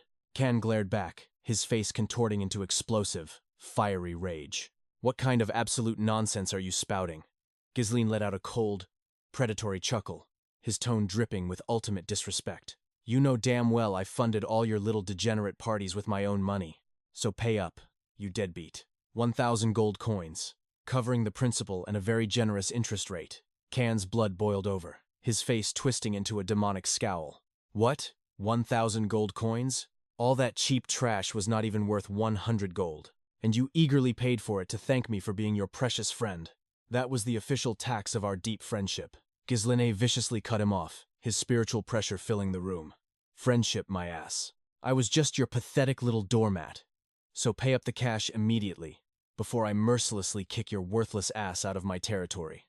I am absolutely broke right now, and you are going to fund my rise to power. Hearing 𝒊𝒒's absolute arrogance, Ricardo trembled with dread. Young master, what are you saying? Suddenly, a heavy boot slammed into the earth. Kenodes rose to his feet. He glared daggers at 𝒊𝒒. Have I been too merciful? Is that why you dare to act so recklessly? Murderous intent radiated from his sneering face. You actually believe your own hype, do you not? Spreading fake rumors about defeating a real knight. Pathetic. You are nothing but a parasite, leeching off this territory. That is exactly why the North calls you a worthless trash. An heir who only spouts utter nonsense. Wake up to reality. His words hung in the air as he lunged forward, launching a brutal punch. But the dynamic had completely shifted. 𝒔𝒊𝒏𝒈 merely tilted his head. He casually dodged the devastating blow, leaving the entire tavern paralyzed in pure shock. Refusing to back down, 𝒂𝒏𝒈 spun around like a raging beast. He unleashed another furious strike at 𝒔𝒊𝒏𝒈. Yet again, he struck nothing but empty air. This perfect evasion was not just defense. It was the setup for a flawless counterattack. 𝒔𝒊𝒏𝒈 closed the distance and buried his fist straight into his opponent's core. A strike as fast as lightning. 𝒂𝒏𝒈 crumpled to the floor, coughing up fresh blood. Low groans of agony filled the room. Panic painted his mysterious subordinate's face as he desperately rushed to his master's side. "Young master, are you all right?" 𝒔𝒊𝒏𝒈 just stood there, his expression colder than ice. "Get up. Quit your pathetic whining. I know you blocked the worst of that impact." The furious lackey snapped his head back. "Stay back. 𝒔𝒊𝒏𝒈, do you have any idea what you have just done?" The tavern completely erupted in chaos. What just happened? Did the trash just knock down 𝒂𝒏𝒈's? Did anyone even see that? Meanwhile, 𝒔𝒊𝒏𝒈 instantly saw through their cheap acting. He thought to himself, "So, this is how they want to play it." Down on the floor, 𝒂𝒏𝒈's and his lackey shared a wicked grin. They whispered to each other, "How was my performance? Flawless. You have set the perfect trap. Now everyone believes 𝒔𝒊𝒏𝒈 is the instigator. This is more than enough justification to challenge him to a formal duel." Exactly. It is a rare opportunity to secure absolute backing. This time, I will carve my dominance into their memories forever. Ha ha! The perfect moment to crush the fading Purdom family. Ending their secret exchange, 𝒂𝒏𝒈 finally dropped the act. He roared with absolute fake fury. "How dare you drag a noble's honor through the mud? Attacking me, just because I exposed your filthy lies. 𝒔𝒊𝒏𝒈, I challenge you to a duel of blood." With those venomous words, he violently threw his gauntlet right at 𝒔𝒊𝒏𝒈's feet. Quick as a phantom, 𝒔𝒊𝒏𝒈 snatched the glove from the air. His eyes flashed with a lethal edge. "I accept your challenge, 𝒂𝒏𝒈. You have openly slandered my name. You insulted the true heir in front of the public. You attacked my loyal knight, and spat on the very dignity of the nobility. You are not going to back down now, are you?" Instead of feeling intimidated, 𝒂𝒏𝒈 unleashed a sinister, mocking laugh. "I always knew you were brainless, but I never expected you to dig your own grave this willingly. Fine, let the blood spill." 𝒂𝒏𝒈 unsheathed his sword with a terrifying screech of metal. His face twisted with absolute arrogance as he pointed the blade at 𝒔𝒊𝒏𝒈. "When you meet the Reaper, do not dare regret this." The scene immediately shifted to the grand arena. 𝒔𝒊𝒏𝒈 calmly observed the roaring crowd, thinking to himself. The festival was suddenly delayed, leaving the fiery atmosphere at its absolute peak. Then everything went cold, leaving tourists frustrated and stranded. They are like a powder keg waiting for a spark, desperate to burn their money and kill some time. In a volatile situation like this, an explosive event is exactly what they crave. Suddenly, an announcer's voice echoed through the Colosseum. "Welcome to the ultimate death match between young Master 𝒂𝒏𝒈 and 𝒔𝒊𝒏𝒈. The spectator stands violently shook with whispers and cheers. "Put all your gold on 𝒂𝒏𝒈s. That useless trash is finally going to get butchered today." Over at the bookmaker's booth, a greedy, heavy-set man hollered out, "Step right up. Place your bets and line up." Mountains of gold coins crashed onto the table. "All on 𝒂𝒏𝒈s. Me too. It is the safest bet of the century." Back on the blood-stained sands of the arena, 𝒂𝒏𝒈 mercilessly stabbed his longsword into the ground. Overflowing with conceit, he shouted, "Turning a sacred duel into a cheap market? How pathetic." He then glared at 𝒔𝒊𝒏𝒈 with a bloodthirsty smirk. "Let us get one thing straight. Even if you beg for mercy, my blade will not stop." 𝒔𝒊𝒏𝒈's inner monologue remained undisturbed. Of course. That is exactly what a villain like him would plan. Snapping back to reality, his voice cut through the tension. "The crowd is fully hyped up. Let us get this over with." But right at that moment, 𝒂𝒏𝒈's guard yelled from the sidelines, "Hold on! The betting pools are completely ruined at this rate." The roaring crowd suddenly fell into utter confusion. The bookmaker stared at his ledger in pure disbelief. "Wait, there are no bets placed on Duke 𝒔𝒊𝒏𝒈 at all." Mocking laughter and vicious jeers instantly echoed from the stands. "Are you kidding me? The outcome is already set in stone. That piece of garbage has zero chance against the young master. Someone find an idiot dumb enough to bet on the trash." 𝒂𝒏𝒈 was absolutely thrilled by the humiliation. He sneered at 𝒔𝒊𝒏𝒈, dripping with malice. "Oh my, look at that. Even the peasants refuse to acknowledge your existence. But suddenly, an unexpected figure stepped toward the betting booth. Can we change the rules of the wager? Let us bet on how long that arrogant fool can survive against young Master Ghislain. A heavy sack of coins violently slammed onto the table. Van, his face covered in dark bruises, fiercely declared, "I bet my life on Duke Ghislain." Hearing this absolute loyalty, Ghislain's gaze softened, a hidden smile touching his lips. Before the shock could settle, another massive bag of gold was slammed right onto the counter. Elena stood tall, her aura radiating supreme confidence. "I am putting my wealth on my brother as well." Scovan, Ricardo, and even Ghislain watched in complete awe.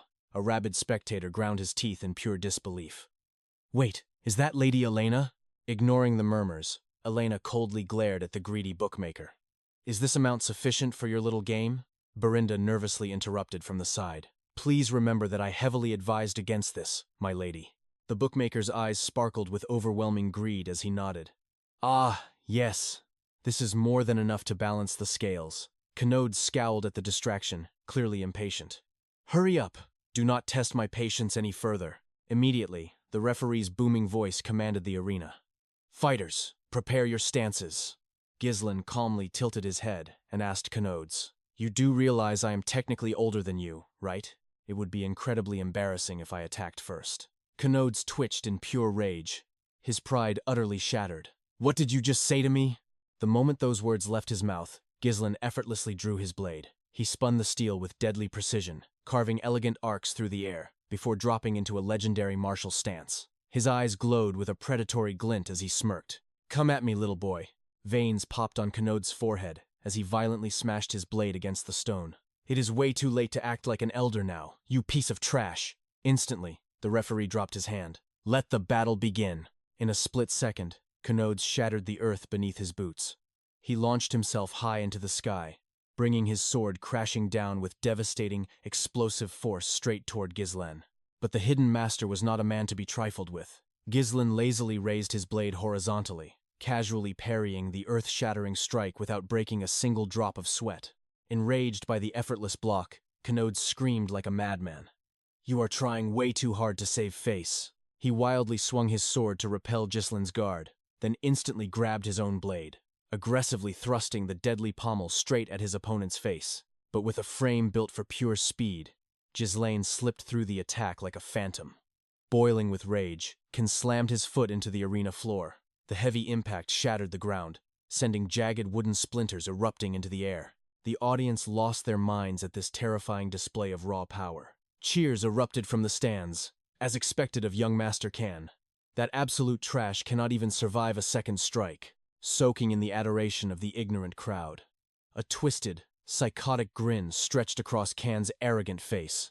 Ghislain just stared at him with utterly bored eyes. What an absolute eyesore, he thought to himself. Meanwhile, Belinda was trembling in sheer terror. Gripping Elena's shoulder, she panicked. "What do we do, my lady? We have to stop this madness right now." But Can's loyal guard was already sneering in the shadows. "It is way too late for that," he chuckled inwardly. "No matter who the opponent is, the moment they draw a blade against my master, their fate is sealed. They get completely crushed by his overwhelming aura. Drowning in despair, they realize they cannot possibly counterattack. And so, they burn through all their stamina, just trying to survive the storm.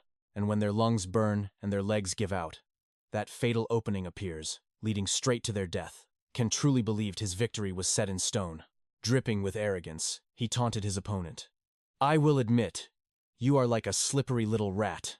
It seems your pathetic skills have leveled up a bit," flipping his gleaming broadsword from one hand to the other. Quen locked his grip around the hilt and unleashed a devastating overhead slash. "Die," he roared with killing intent. "You always were a coward who only knew how to run away." The heavy strike seemingly connected. Ghislain's body was launched violently into the air by the sheer shockwave. The crowd gasped in breathtaking awe, screaming, "Young master!" The smug guard let out a victorious laugh. "It is finally over, Ghislain," he thought to himself. But high above the arena, Ghislain's body was descending with chilling calmness. In a split second, pure mana surged through his legs. His eyes turned cold as ice, locked onto his prey like a seasoned mercenary. "I wanted to play along," he shouted from above. "But you just had to cross the absolute line." Boom! In the blink of an eye, Ghislaine flash-stepped directly in front of Can. Before the arrogant noble could even process the movement, a lightning-fast arc of steel slashed right across his torso. The smug guard's jaw dropped in absolute fury and disbelief. What just happened? Did he forcefully stabilize himself mid-air by concentrating raw mana into his feet? Ghislaine slowly rose from his stance, turning his back to Can in the ultimate display of disrespect. "What an arrogant little swordsman," he mocked. "You actually think you are the apex predator, just because you can scare weaklings with a flashy trick?"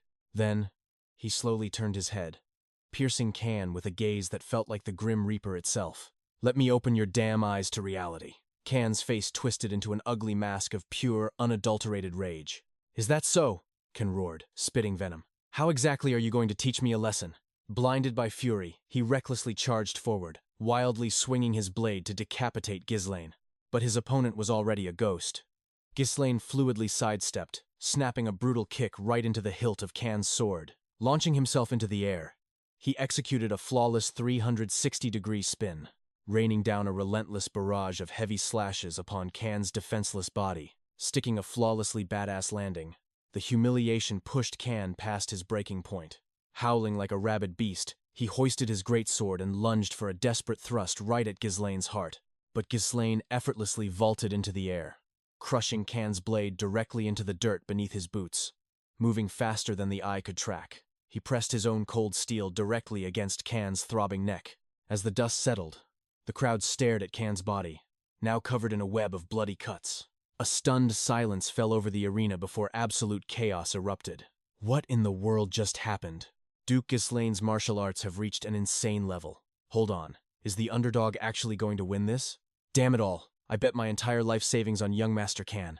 Watching the absolute dominance unfold, Elena let out a long breath, crossing her arms with a triumphant smirk. "See?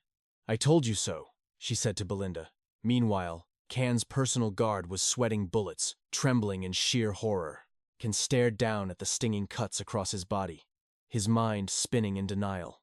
These wounds, they are incredibly shallow. He had the angle to cut right through my bones. Is he intentionally playing with me? How the hell does a notorious street thug possess this kind of masterclass swordsmanship?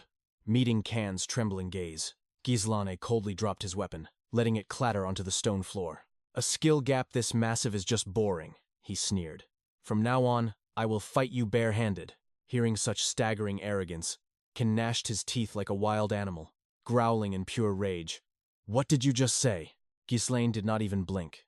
Casually strolling forward, he spoke with absolute authority. "Perhaps I should take this perfect opportunity to beat some actual discipline into you with my own two hands." Can's veins bulged as he screamed, "You want to educate me?" Calmly rolling up his sleeves, Ghislaine walked closer, the aura of a true predator radiating from him. "Yeah, you clearly cannot handle my blade, so I will give you a massive handicap. Fight me with your fists. Maybe you will not embarrass yourself as much, and just to make it interesting, I will throw in an extra 2,000 gold, doubling my original bet on my own absolute victory." The arena exploded into a frenzy of whispers. Barehanded? Against an armed opponent? For 2,000 gold? This is supposed to be a duel to the death. Cantguard stood frozen in utter shock, before snapping back to reality and lowering his head with a sinister, mocking laugh. "He dares challenge my master to a fistfight? I should get on my knees and thank the heavens for his suicidal arrogance. Lady Luck has not abandoned us yet," he cackled internally. "This fool just dug his own grave." Shattering the tension, the sweaty bookmaker desperately screamed at the top of his lungs. "All right, the extra bet is locked in. This will now proceed as a handicap match. Young Master Ghislaine versus Young Master Can." The gambling degenerates in the stands immediately fired up. "A barehanded death match? You have got to be kidding me. I am doubling down my bet on Can. Challenging a monster with just brute strength is the peak of stupidity. Screw that. I am putting my money on the underdog Ghislaine." Hearing the bets shift, Can's face darkened into a terrifying, demonic scowl. "Barehanded? You actually make me want to laugh out loud. Fine by me. Go ahead and fight to the death without a weapon." Ripping off his crimson overcoat and tossing it aside, Can pointed his heavy blade straight to the heavens. "But make no mistake, I will still carve you to pieces with my sword." Belinda's heart practically leaped out of her chest as she screamed. "This is complete madness. Young Master, please pick up your weapon. but Can was already surging with explosive killing intent, raising his blade for a devastating execution strike. Yet, Ghislaine just stood there like an immovable mountain, his expression terrifyingly calm as he sighed. Just as I thought. I am going to have to physically beat the delusions right out of your skull. Swoosh! The moment Can's sword cleaved through the air. Ghislaine was already gone, sweeping gracefully to the side. Frustrated, Can pivoted, throwing a heavy kick, but Ghislaine's evasions were out of this world, leaving nothing but ghostly afterimages. Boom! Boom! Without hesitation, Ghislaine unleashed a flurry of bone-rattling punches straight into Can's leg joints, crippling his movement. And without missing a single beat, he drove a terrifying uppercut directly into Can's jaw. Crack! A spray of crimson blood violently painted the air. Searing, agonizing pain exploded through Can's entire nervous system. His massive body swayed before slowly crashing down to his knees. What in the hell? He thought, his vision spinning into darkness. How can his fists move with such an unnatural, terrifying trajectory? The stadium erupted into absolute pandemonium. Holy crap. The young master Ghislaine might actually pull off a legendary upset. Looking down at his pathetic opponent, Ghislaine flashed a chilling, mocking smirk. Get up. I have not even started my warm-up yet. Driven to absolute madness, Can ground his teeth until they nearly shattered. Burning his life force, he flash-stepped forward for a suicidal final clash. He swung his sword like a cornered beast. But Ghislaine weaved through the deadly storm of steel with godlike precision, dodging every single strike by mere millimeters. Even now, you cannot even look me straight in the eyes, Ghislaine stated coldly. You averted your gaze the very second I stepped onto this battlefield. I should slaughter you right here to protect the future of the Lodes family. And then, the true massacre began. Ghislaine's fists transformed into a blinding storm of destruction, raining merciless, bone-crushing blows upon Can's body, obliterating his defenses until he was nothing but a bloody punching bag. Moments later, Can was slumped in the dirt, his face battered beyond human recognition. Why? How could this happen? He whimpered pathetically. Stepping forward, Ghislaine grabbed him by the hair, violently yanking his head back to whisper, I honestly feel so damn sorry for your father. Count L supported the Perdium estate until its dying breath. He did it all out of pure loyalty to my father. But his son? That fool had an entirely different path in mind. The memory struck Khan like a physical blow. He flinched, his mind dragged back to a bitter conversation from years ago. He had begged his father, questioning why their family kept pouring resources into a doomed territory. Even with the ironclad bond between you and Count Perdium, our own people are struggling. Why do you keep throwing our lifeline into that cursed, toxic wasteland? It was nothing but pouring water into a shattered vessel. You haven't even been home for a full week, and yet you are already packing your bags to play savior again. Please, father, stay. The elders, the vassals, everyone begged him to stop. Why was he so blindly chained to an abyss that would drag them all down? His father's gaze had been unwavering. Because we are sworn brothers, he had said. Snapping back to the harsh reality, Khan found himself completely paralyzed. Ghislaine's devastating fist hovered mere inches from his face. Is this enough to drill some sense into your head? The overpowering young lord asked. Any ordinary warrior would have frantically dodged. Any coward would have run. But Khan simply closed his eyes, gracefully accepting the overwhelming gap in their strength. The finishing blow never came. Khan opened his eyes in utter shock, only to see Ghislaine offering a steady hand. Get up, the absolute victor commanded. Bowing his head in deep reverence, Khan muttered, I admit my complete loss. The arena went dead silent. The crowd stared in pure, unadulterated shock, before erupting into a deafening roar of absolute madness. Young Master Ghislaine is the victor! I won the bet! Holy heavens, look at all this gold! Elena leaped from her seat, her voice trembling with sheer joy. My brother actually won. Suddenly, heavy footsteps shattered the epic moment. A furious royal guard charged into the ring, violently grabbing Khan by the collar. Are you out of your mind? How dare you surrender so easily? You were barely pushed back. What the hell is wrong with you? I put my honor and life savings on your blade. Khan coldly swatted the guard's hands away. Take your hands off me. This duel is already over. The corrupt guard gritted his teeth, glaring at the towering warrior with pure venom. Watching this pathetic display, Ghislaine flashed a bone-chilling smile. Well then, I suppose it is time to collect my dues. A sudden shiver ran down the guard's spine. He stammered, his arrogance instantly melting away. Wait, What are you talking about? Spreading his arms wide, Ghislaine's voice echoed across the massive arena. Listen up, everyone. This generous gentleman in the cloak has volunteered to pay for every single drop of liquor and scrap of food tonight. The guard's face turned purple with boiling rage. He bared his teeth like a rabid dog. Are you insane? He lunged toward the young master. I never agreed to that. Take it back right now, you bastard. Ghislaine casually placed a heavy hand on the man's shoulder. Consider this the tax for backing the losing side. Surely, a man of your standing can afford a little charity. Oh, and just to be crystal clear, this charity will not be deducted from my winnings. Ghislaine's grip tightened like a steel vice, crushing the man's collarbone until he gasped in pure agony. And do not forget to add 2,000 gold, on top of our original 1,000 gold wager. If you even think about running, I will personally hunt you down. Leaving the terrifying threat hanging in the air, the overpowered main character walked away without looking back. The sun rose on a new day. Inside the grand chambers of the young lord, a different kind of master plan was brewing. Ghislaine cracked open the heavy wooden chest, blinding light reflecting off a mountain of gold coins. Good heavens, I could buy a small army of top-tier mercenaries with this. It was an absolute fortune, but the ticking clock of destiny waited for no one. Gathering more funds the normal way would take way too long. If I want to build my merchant empire from scratch, I need to accelerate my moves. Suddenly, soft footsteps approached from behind.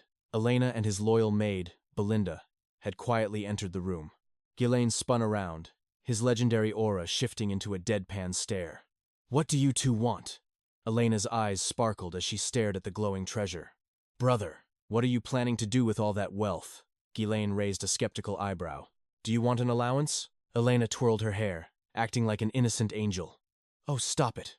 I was just purely curious. Belinda chuckled softly, a knowing smirk playing on her lips.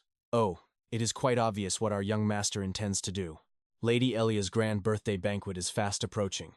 You amassed this fortune to buy her a breathtaking artifact, did you not? You are quite the romantic strategist, my lord. Elena crossed her arms, pouting with sisterly annoyance. Unbelievable. You risked your life in the arena just to show off for your fiancé? Ghislaine froze. A system error seemed to crash through his brain. Wait a minute. I have a fiancé? His brow furrowed in genuine confusion. Since when was I engaged?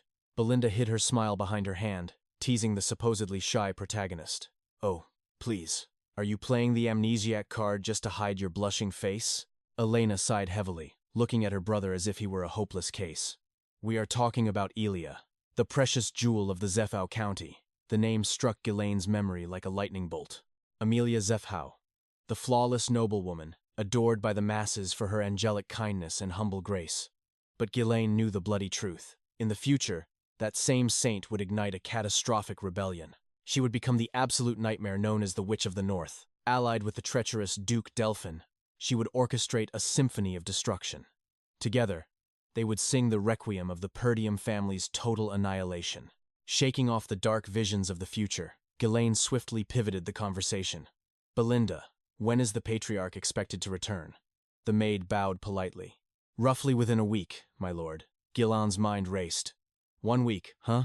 That gives me just enough time to set the trap. He grabbed his coat, his terrifying presence filling the room. Prepare my horse.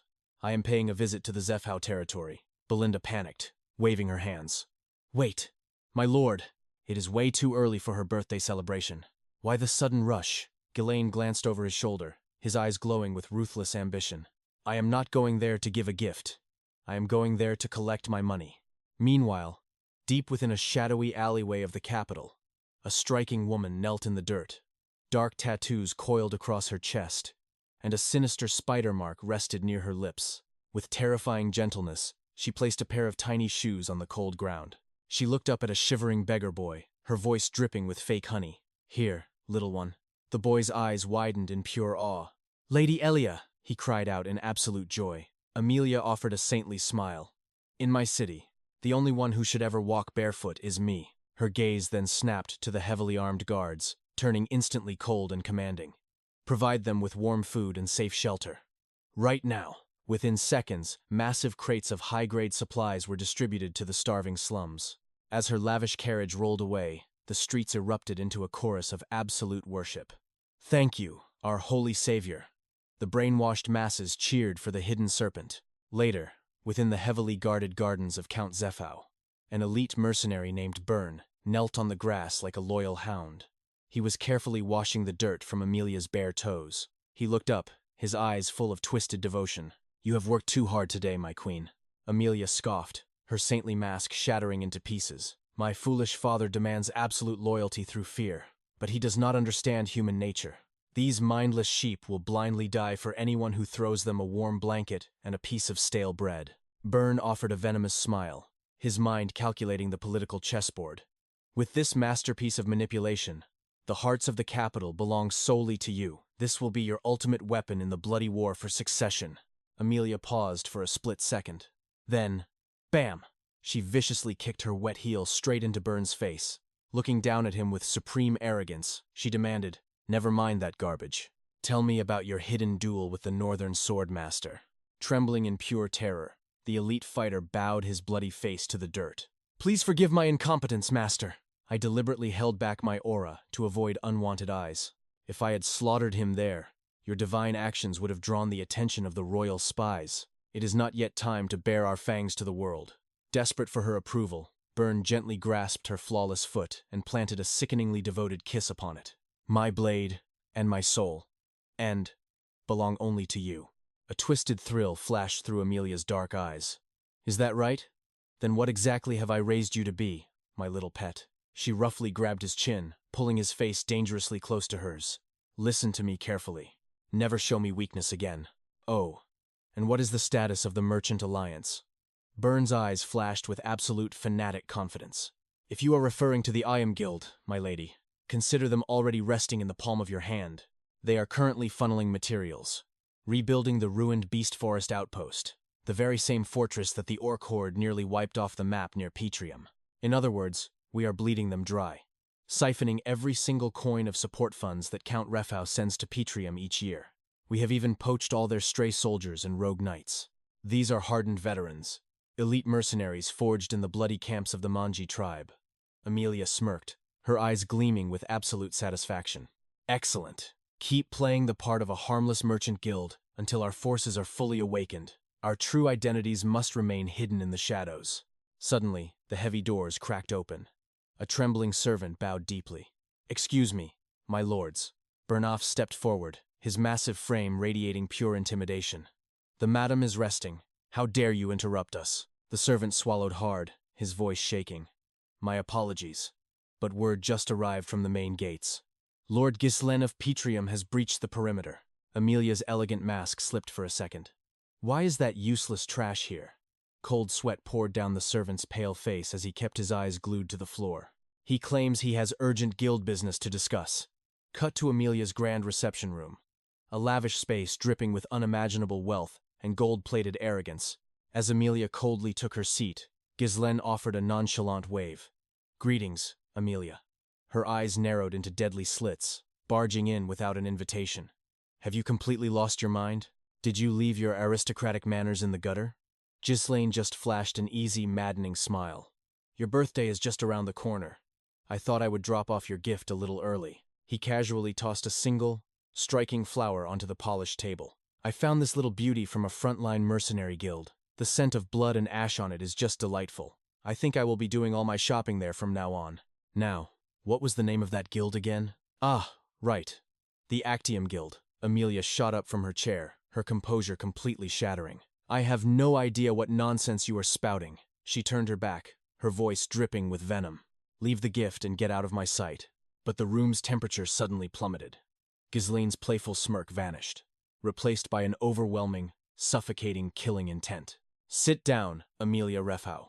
The sheer weight of his command forced her back into the chair, her breath hitched in her throat. What is this monstrous pressure? Is this really the same pathetic weakling who used to stutter in my presence? Ghizlen lazily swirled his teacup. "Let us skip the pleasantries. I need cash. Hand over 10,000 gold coins." Amelia's fury finally exploded. "Are you insane? You crash into my estate to extort money from your own fiancé? Did Count 𝒂𝒏𝒌 put you up to this madness?" Ghizlen did not even blink. "The old man has nothing to do with this. Just pay up." Without warning, he shattered the teacup onto the floor. His piercing gaze locked onto her soul.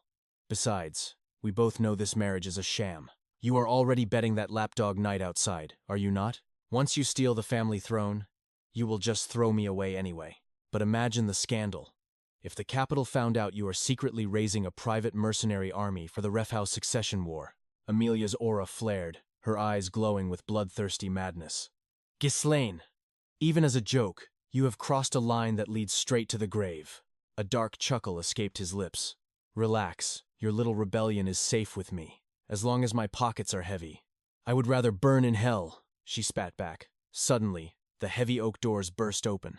𝒂𝒏 stormed into the room like a raging beast. He towered over Ghislaine, offering a mock salute, dripping with disrespect. Grand Duke Ghislaine, it has been a while. Ghislaine glanced up, his mind calculating instantly. 𝒂𝒏, Amelia's most loyal attack dog. Even in my past life, his blade work rivaled the grand swordmasters of the north. Snapping back to reality, Ghislaine tilted his head. If my blood spills on this floor, a territorial war is guaranteed. Can your fragile little faction handle that heat?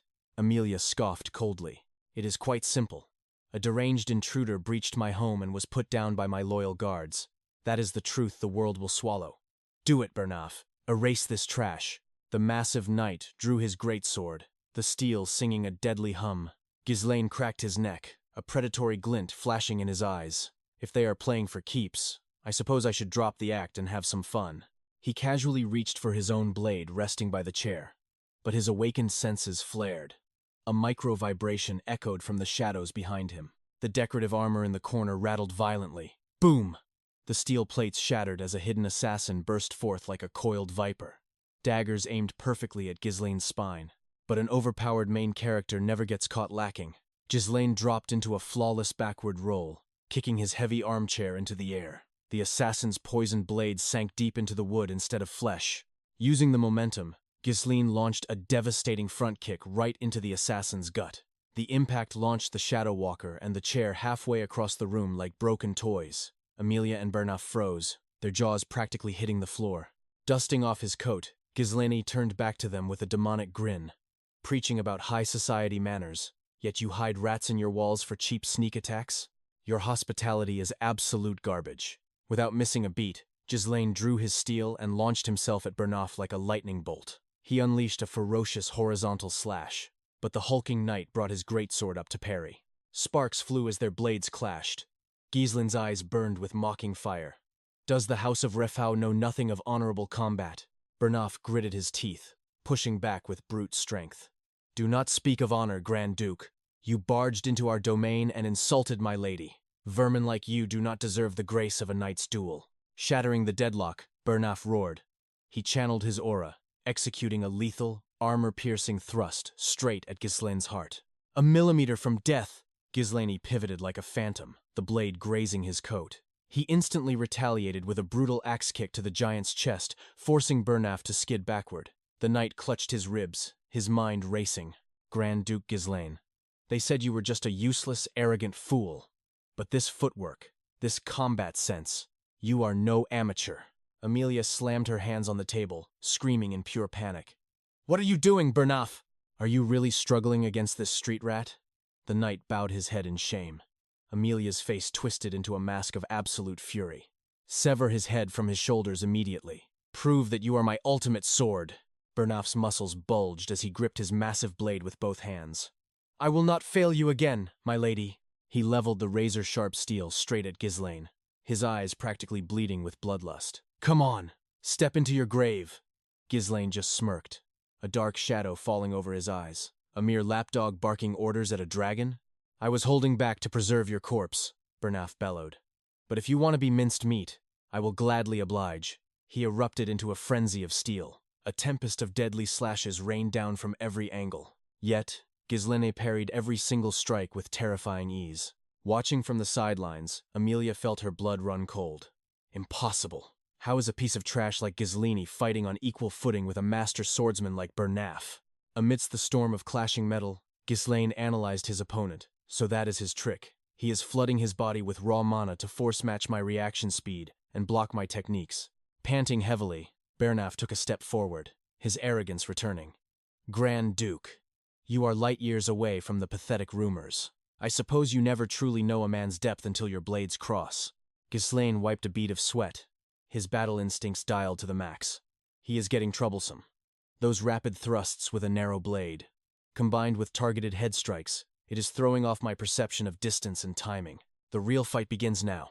In close combat, this massive physical gap makes fancy techniques completely useless. I knew from the start this guy was no pushover, but honestly, I am completely out of time. Without hesitation, Ghislaine dropped his blade. Glowing threads erupted from his arm, weaving into a crackling electric whip as he dashed straight for his target. The snare coiled tight around his opponent's sword arm. In a flash, Ghislaine speed blitzed forward, driving a devastating knee strike that completely caved in the knight's face. Elia shrieked in absolute terror at the brutal display, but a master knight would not fall that easily. Staggering back to his master, he gasped, "My lady, you need to run. I cannot guarantee your survival anymore. I am going all out." Hearing this desperate vow, Ghislaine merely smirked with chilling indifference. "Perfect. Bring it on. It has been ages since I found a toy worth breaking." Without missing a beat, Elia hoisted her elegant skirts and bolted for her life. As she fled, her mind raced with venomous fury. "Ghislaine, how dare you humiliate me? Who was it? What absolute fool leaked our guild secrets to that lunatic?" There is no other way he could know. The insane rumors flooded her mind, slaying an orc, slaughtering assassins to protect his sister, crushing the mighty Lod's family heir. Given that Trash's pathetic past, she assumed it was all blind luck or inflated gossip. But the terrifying reality was staring her right in the face. Damn it, where are my elite guards? Bursting into the safe room, Amelia froze. Her entire security detail had been massacred by a single, cloaked figure. The mysterious shadow turned slowly, revealing a breathtakingly beautiful face. Her lips curled into a wicked smile. "Long time no see, madam." Amelia flinched, her eyes wide with shock. "You are that maid. Why are you?" Before she could blink, the girl vanished, reappearing behind her with a cold blade pressed to her throat. "Shh, not a word." Reaching out, the assassin plucked the bizarre spider resting right by her lip. "Good heavens, you still keep these vile bugs as pets? I remember overhearing the count at your engagement party. Your own brothers relentlessly mocked you for fearing these hideous things. So you started breeding them yourself out of sheer, petty revenge. I am not sure if you are trying to conquer your trauma or just prove a point. But forgive my bluntness. It really does not suit your elegant image. Now, madam, are you going to be a good little hostage?" With a sickening crunch, the girl casually tossed the spider and crushed it under her heel. Back at the bloody battlefield, the atmosphere had grown suffocating. The sheer mana pressure was monstrous. The knight roared with blazing fury. "An opponent for your mere entertainment? Only filthy, street rat mercenaries speak like that. And you dare call yourself a noble alongside my lady?" Ghislaine merely scoffed at the pathetic insult. "I am nobility to the bone, not that a glorified watchdog like you would ever understand." Driven mad by the taunt, the knight lunged, only for Ghislaine to effortlessly parry the devastating strike. Pushed to the brink, the knight unleashed a torrent of sword illusions. The dazzling blades rained down like a meteor shower, forcing Ghislaine into a desperate defensive dance. Surviving the deadly onslaught, Ghislaine felt a numbing ache radiating through his weary arms. He locked eyes with his foe and grinned. Not bad. That actually packed a punch.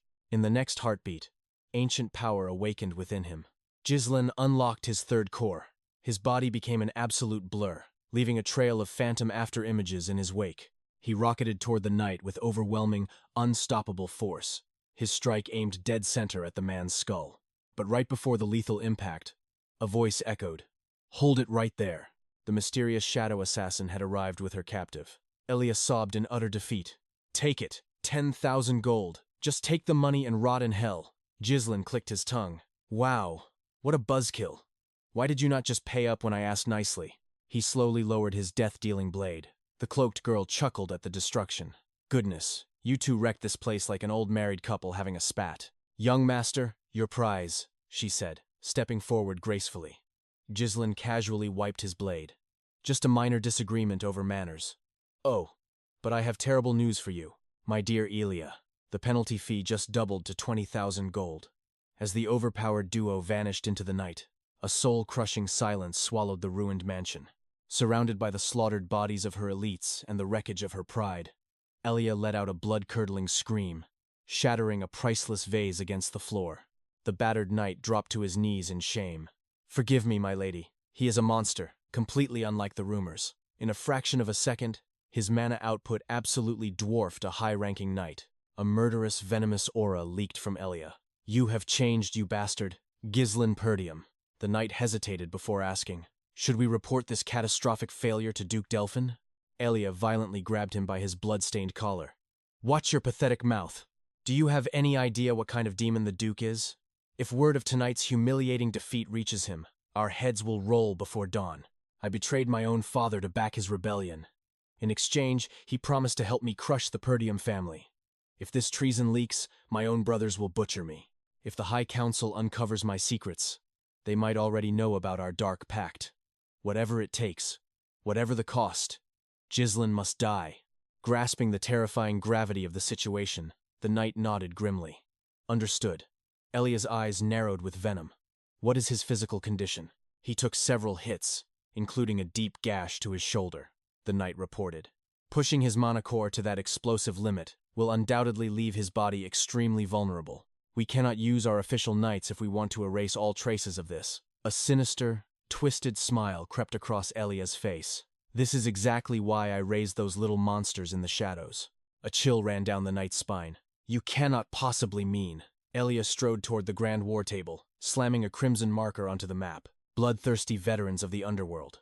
Soulless killing machines with erased identities. The absolute apex predators of the criminal abyss. Contact the Assassin Syndicate.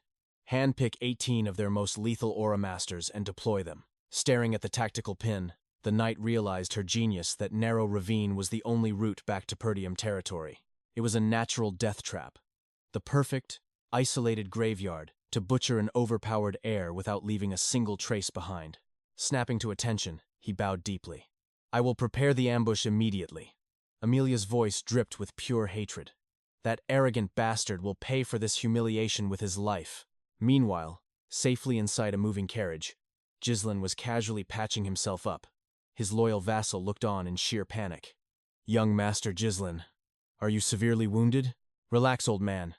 It is barely a scratch," 𝒔𝒊𝒏 replied, effortlessly rolling his supposedly injured shoulder.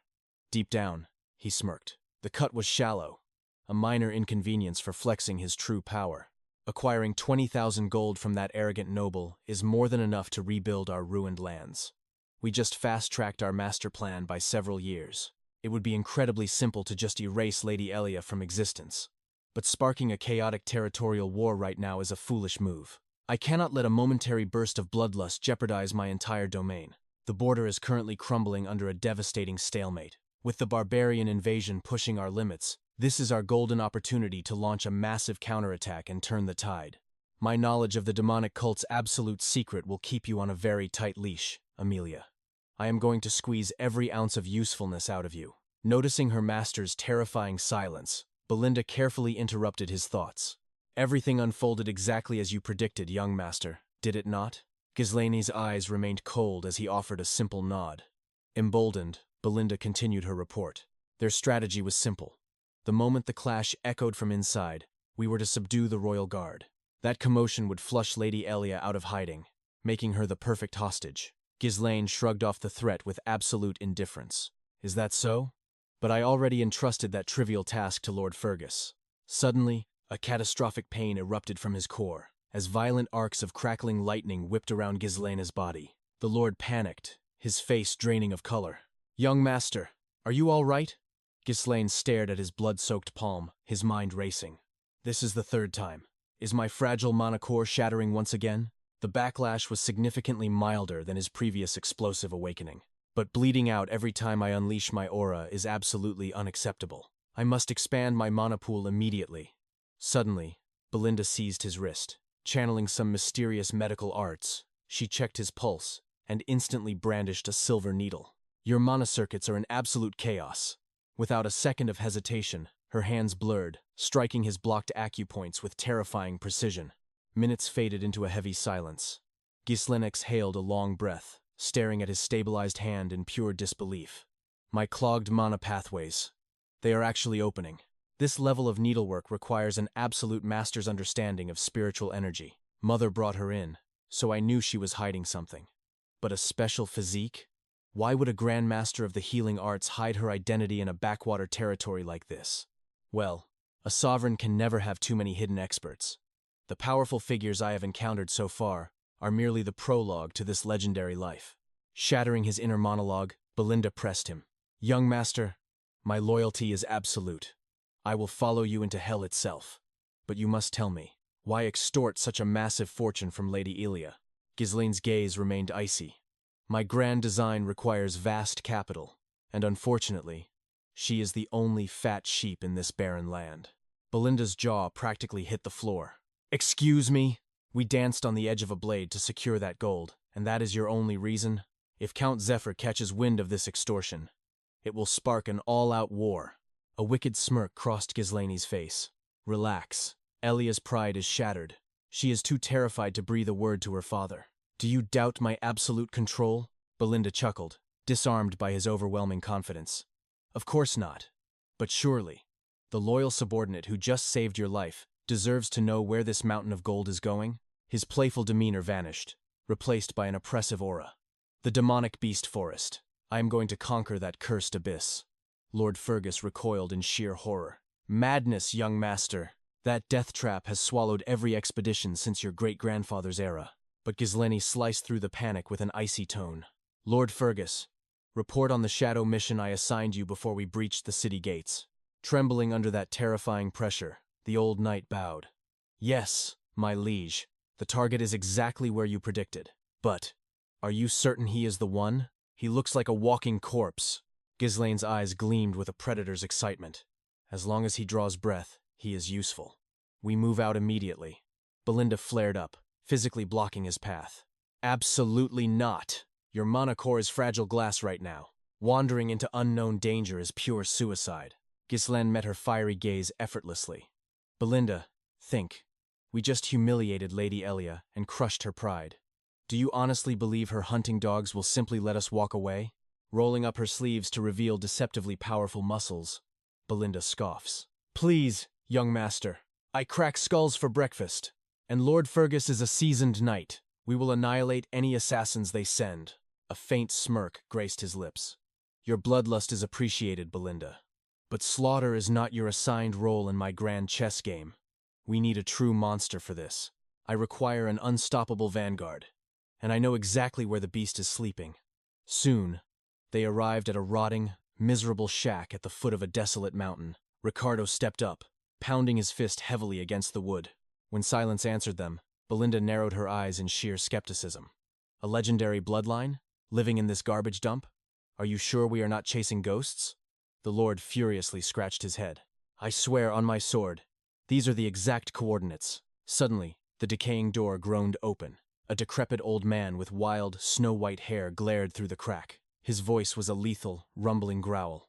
Who the hell dares to disturb my peace? Belinda leaned in, whispering frantically to Ghislaine. Young master, is this the unstoppable vanguard you promised? He looks like a stiff breeze would snap his spine. He has practically got 1 foot in the grave. But Ghislaine's aura flared with absolute certainty. No. The dormant beast is exactly where I left him. Disgusted by their silence, the old man moved to slam the door. Another bored noble playing games. Stop wasting my time and get lost. Hold your fire. Ghislaine's voice echoed with sudden authority. I am looking for the commander of the Ratato's mercenaries. Hearing that forbidden title, the old man's lethal glare snapped back. Ghislaine casually extended his hand, unfazed by the killing intent. It is an absolute honor to finally cross paths with a living legend. The Lord violently flinched at that cursed name. The Ratatos mercenaries?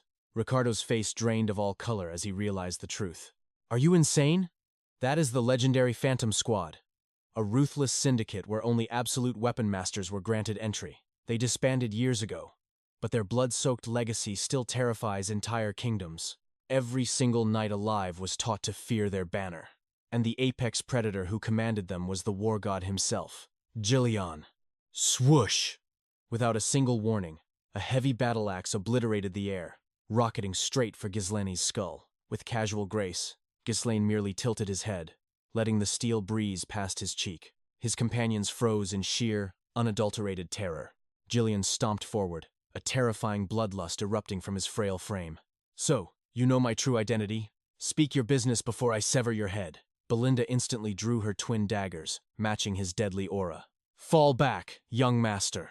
This geezer is radiating the aura of a total psychopath. Ignoring the overwhelming pressure, Gisline locked eyes with the legend and spoke two deadly words. Eternal punishment. Jillian's terrifying killing intent instantly shattered into violent tremors. A victorious smirk claimed Gisline's face. I possess the divine cure for your daughter's terminal curse. Shall we negotiate now? The dreaded symptoms. Blazing fever, coughing up pure life essence, and crimson marks blooming across the skin like flowers of death. A hellish affliction that tortures the victim in unimaginable agony, as if paying for the sins of the gods themselves. The eternal punishment. Bursting into the suffocating shack, Jillian dropped to his knees, desperately cradling his writhing daughter. Rachel! Stay with me, Rachel! Ghislaine observed the tragic scene, the gears of his regressor mind spinning perfectly. I am right on time. In my previous timeline, I also sought out this legendary mercenary, but I was too late. The war god had already taken his own life, utterly shattered by his daughter's tragic end. Judging by this rotting shack, he liquidated his entire fortune, chasing fake cures. His legendary weapons are all he has left. There is zero time to waste. The Reaper is already at the door. Without a shred of hesitation, Gisline violently tore off his noble coat, ready to act. Suddenly, Belinda's iron grip clamped onto his shoulder. Young master, pull back! I do not know what crazy stunt you are planning, but this is a medical crisis, not a battlefield. Even the high priests of the Holy Temple abandoned this curse. The entire continent calls it the wrath of the gods. What absolute miracle do you think you can pull off? Gisline slapped Belinda's hand away. I can cure this, he stated with absolute certainty. You said you trusted me, right? He shoved a piece of paper into her trembling hands. Take this. Buy every single medicinal herb listed here. Do not miss a single one. For mercenaries wandering the bloody battlefields, knowledge was not just power. It was the ultimate key to survival. The eternal punishment was currently known as an absolute death sentence. But in the future, a cure would finally be discovered.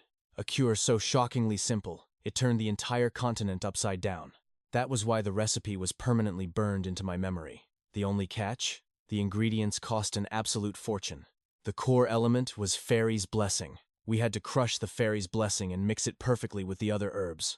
Throw the powdered herbs into a flask. Pour in high-proof liquor. Shake the mixture violently until it perfectly blends. Wait for a brief moment. Then, toss in the remaining ingredients and stir it all together. The moment the divine elixir was complete, Gisline shoved it right into Julian's massive chest. Make her drink it, he commanded. Without a second thought, Julian rushed to Rachel's side and poured the liquid down her throat. A miracle unfolded instantly. The grotesque red spots on her face began to visibly fade away.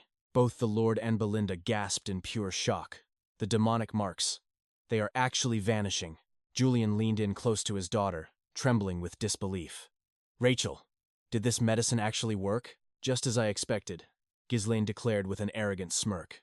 The effects are absolute. Julian whipped his head around, his eyes wide with madness. How? How in the world did you do this? Even the high priest's divine power could not cure this plague. Gisline calmly explained the truth. The divine power of priests is not an omnipotent miracle. It merely forcefully boosts vitality and cellular regeneration. It forces the body to temporarily fight the disease, but that is entirely different from completely eradicating the root cause. Julian's massive, calloused hands violently trembled as he pulled his precious daughter into a desperate embrace. Does this mean my little girl will truly survive this nightmare? Gisline offered a gentle but confident smile. Give it 1 or 2 months. By then, she will be completely healed. Hearing that absolute guarantee, the mighty mercenary shattered. Julian threw his massive body to the floor, bowing deeply before the young master. What do you want from my wretched life? You clearly came here for a reason, but all I have left is this broken, ruined body. If you command me to be your dog, I will bark. If you want a slave, I am yours. Gisline calmly raised his hand, his aura silencing the room. No, I have no need for a pathetic slave. I need Julian, the legendary commander of the Ratatosk mercenaries. Julian slowly lifted his head. He locked eyes with the young master, and in that moment, he saw it. Those were not the eyes of a sheltered noble. Those were the blazing eyes of a conqueror dreaming of absolute supremacy. Without a single moment of hesitation, Julian grabbed the long ponytail resting against his back. With his free hand, he swung his massive axe. The hair fell to the dirt, severing his ties to the past forever. He turned his fierce gaze to Ghislaine. Is there anyone else joining us? Or anyone tracking you down? Ghislaine shook his head. No, it is just us. Julian marched straight toward his weapon rack. He grabbed a heavy harpoon attached to a thick rope. Do you have enemies who want you dead, young master? Ghislaine's eyes turned ice cold. I do, and their numbers will only multiply. Instantly, Julian's aura exploded. He gripped the harpoon, channeling his monstrous energy. He spun on his heel and hurled the weapon like a lightning bolt straight through the wooden wall. The wall shattered into pieces. Julian planted his feet and violently yanked the rope back with terrifying brute force. A hidden assassin, impaled by the savage harpoon, was dragged helplessly into Julian's monstrous grip. The mercenary boss hoisted the assassin into the air entirely by his throat. "Who sent you, rat?" he growled. The assassin choked, shivering in pure terror. How? How the hell did you detect me? Julian ignored the trash and looked back at Ghislaine. What are your orders, my lord? Ghislaine's expression darkened. I already know exactly who is pulling the strings. I did not want to spill blood on a good day like today, Ghislaine muttered, slowly reaching down for the hilt of his sword. But Julian immediately raised his free hand, a bloodthirsty grin spreading across his face. Please, allow me to handle the trash. Without a single wasted movement, Julian ruthlessly tightened his enormous grip. A sickening snap echoed through the room as the assassin's neck was instantly broken. Belinda watched the brutal execution in sheer horror. A chilling thought crossed her mind. Why? Why would the young master recruit such an unimaginably dangerous monster? Dropping the lifeless corpse, Julian fell to one knee before Ghislaine. Eldest young master, Ghislaine Podium. From this moment until my dying breath, Julian's life belongs to you alone. Ghislaine smirked inwardly. With this monster secured, I finally have the ultimate chess piece for my grand territory revival plan. He looked down at his new vanguard. I look forward to our partnership. As night descended like a heavy shroud, Julian's abandoned cabin was swarmed by shadows.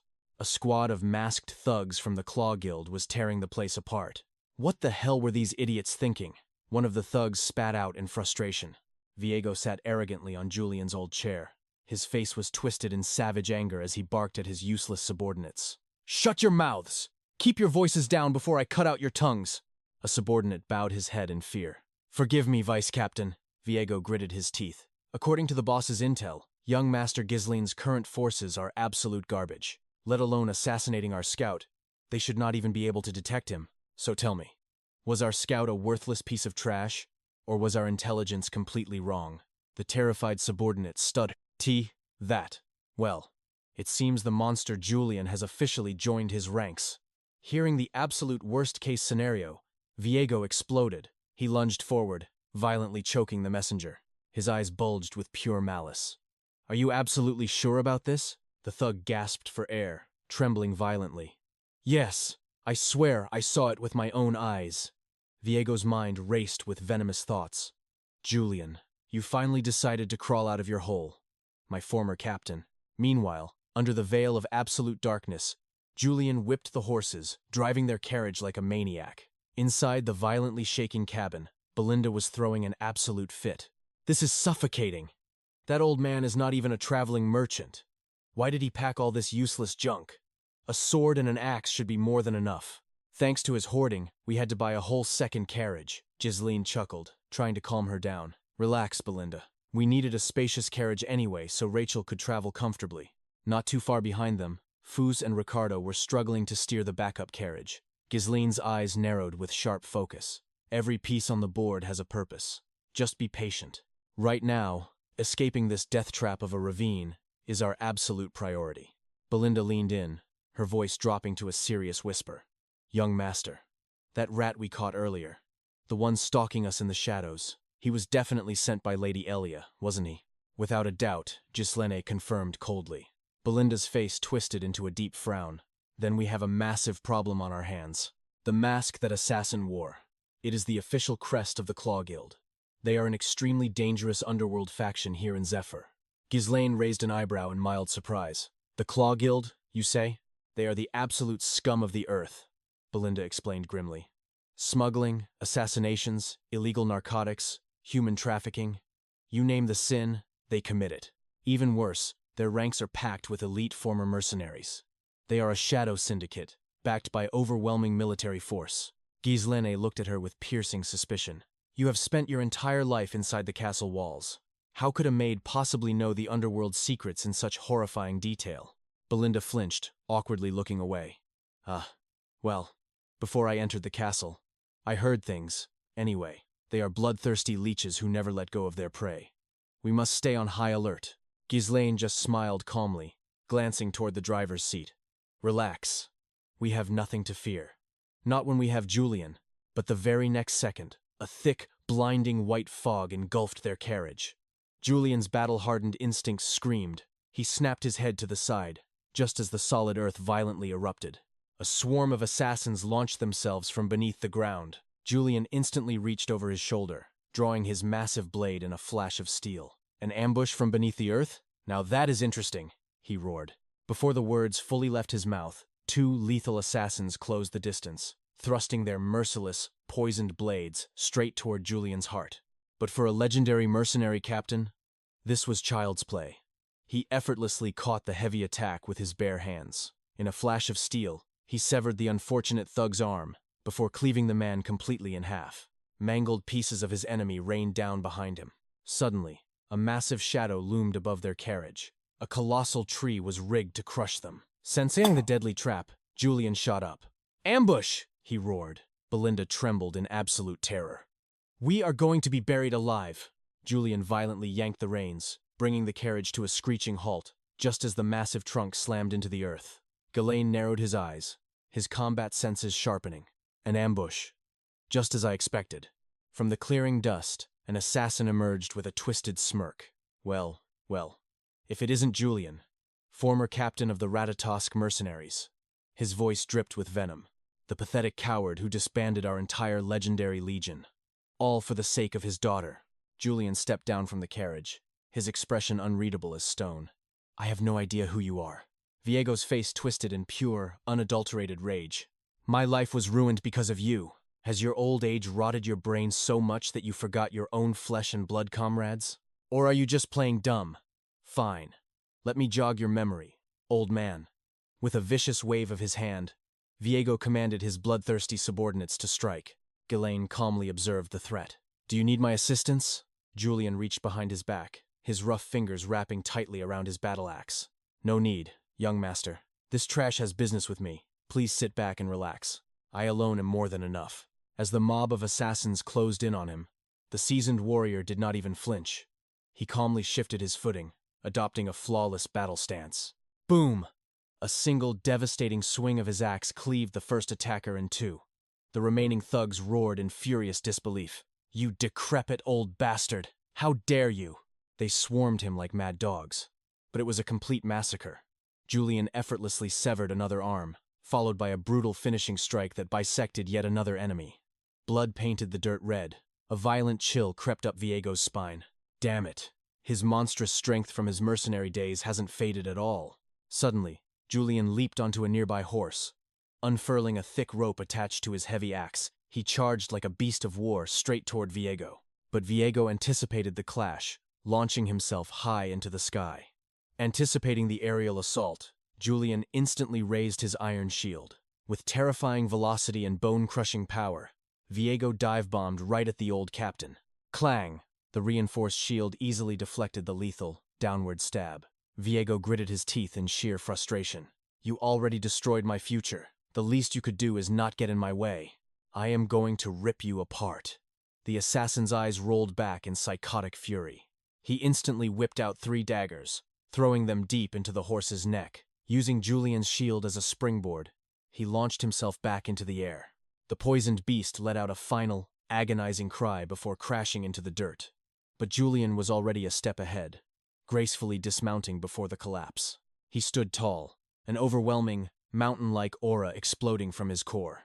His voice echoed with absolute authority. I am no longer a mercenary captain. I am merely a humble servant. To the eldest son, young Master 𝒂💏. Shut up! 𝒂𝒏 shrieked like a madman. I will end your miserable life! He descended into a frenzied vortex of attacks. His blades moved like lightning, stabbing wildly from left to right and top to bottom. Yet, an impenetrable wall of iron met every single strike. Julian's shield work was absolute perfection, driving 𝒂𝒂 deeper into a blinding rage. When you abandoned us, the entire mercenary legion crumbled to dust. You stripped away my life's purpose. I was forced to scavenge like a pathetic rat just to survive. Tired of the maniac's yapping, Julian swung his heavy axe in a brutal counterattack, but 𝒂𝒂 possessed viper-like reflexes. He ducked under the lethal arc of the blade, instantly retaliating with a devastating reverse kick. Smash! The impact blasted a massive crater straight through Julian's solid shield. Gasping for breath, 𝒂𝒂 sneered. Julian, I was ready to bleed for the Ratatosk Legion. I would have sacrificed my very soul for our banner. And yet, you threw our glory in the dirt, just to play dog for some filthy, corrupt noble? I will never forgive your betrayal. In a flash of lethal intent, he hurled 3 deadly throwing stars straight at the old man's heart. But to a legendary veteran forged in the fires of countless wars, such petty tricks were less than a mosquito bite. With elegant fluidity, Julian spun his battle axe in a perfect arc. Clack, clack, clack! The throwing stars were effortlessly deflected into the dirt. Reaching over his shoulder, Julian finally unsheathed the gleaming broadsword strapped to his back. Pointing the blade toward the heavens, he spoke. I shall grant my former comrade the ultimate honor on the battlefield, by my authority as the true commander of the Ratatosk mercenaries. Boom! He vanished in a burst of speed, materializing instantly in front of 𝒂𝒂 with a devastating slash. Sparks flew as 𝒂𝒂 barely parried with his dagger. A manic, bloodthirsty laugh ripped from his throat. Yes, this is it. This is the glorious battle I have been waiting for. Relying on his old habits, 𝒂𝒂 spun into his signature roundhouse kick, but Julian knew his fighting style inside and out. Instead of blocking, the old captain simply leaned back, letting the kick slice empty air. Desperate, 𝒂𝒂 lunged forward with a low, gut-piercing thrust. The fatal opening had appeared. Julian sidestepped like a phantom. Quick as lightning, he drove his blade deep into 𝒂𝒂's exposed back.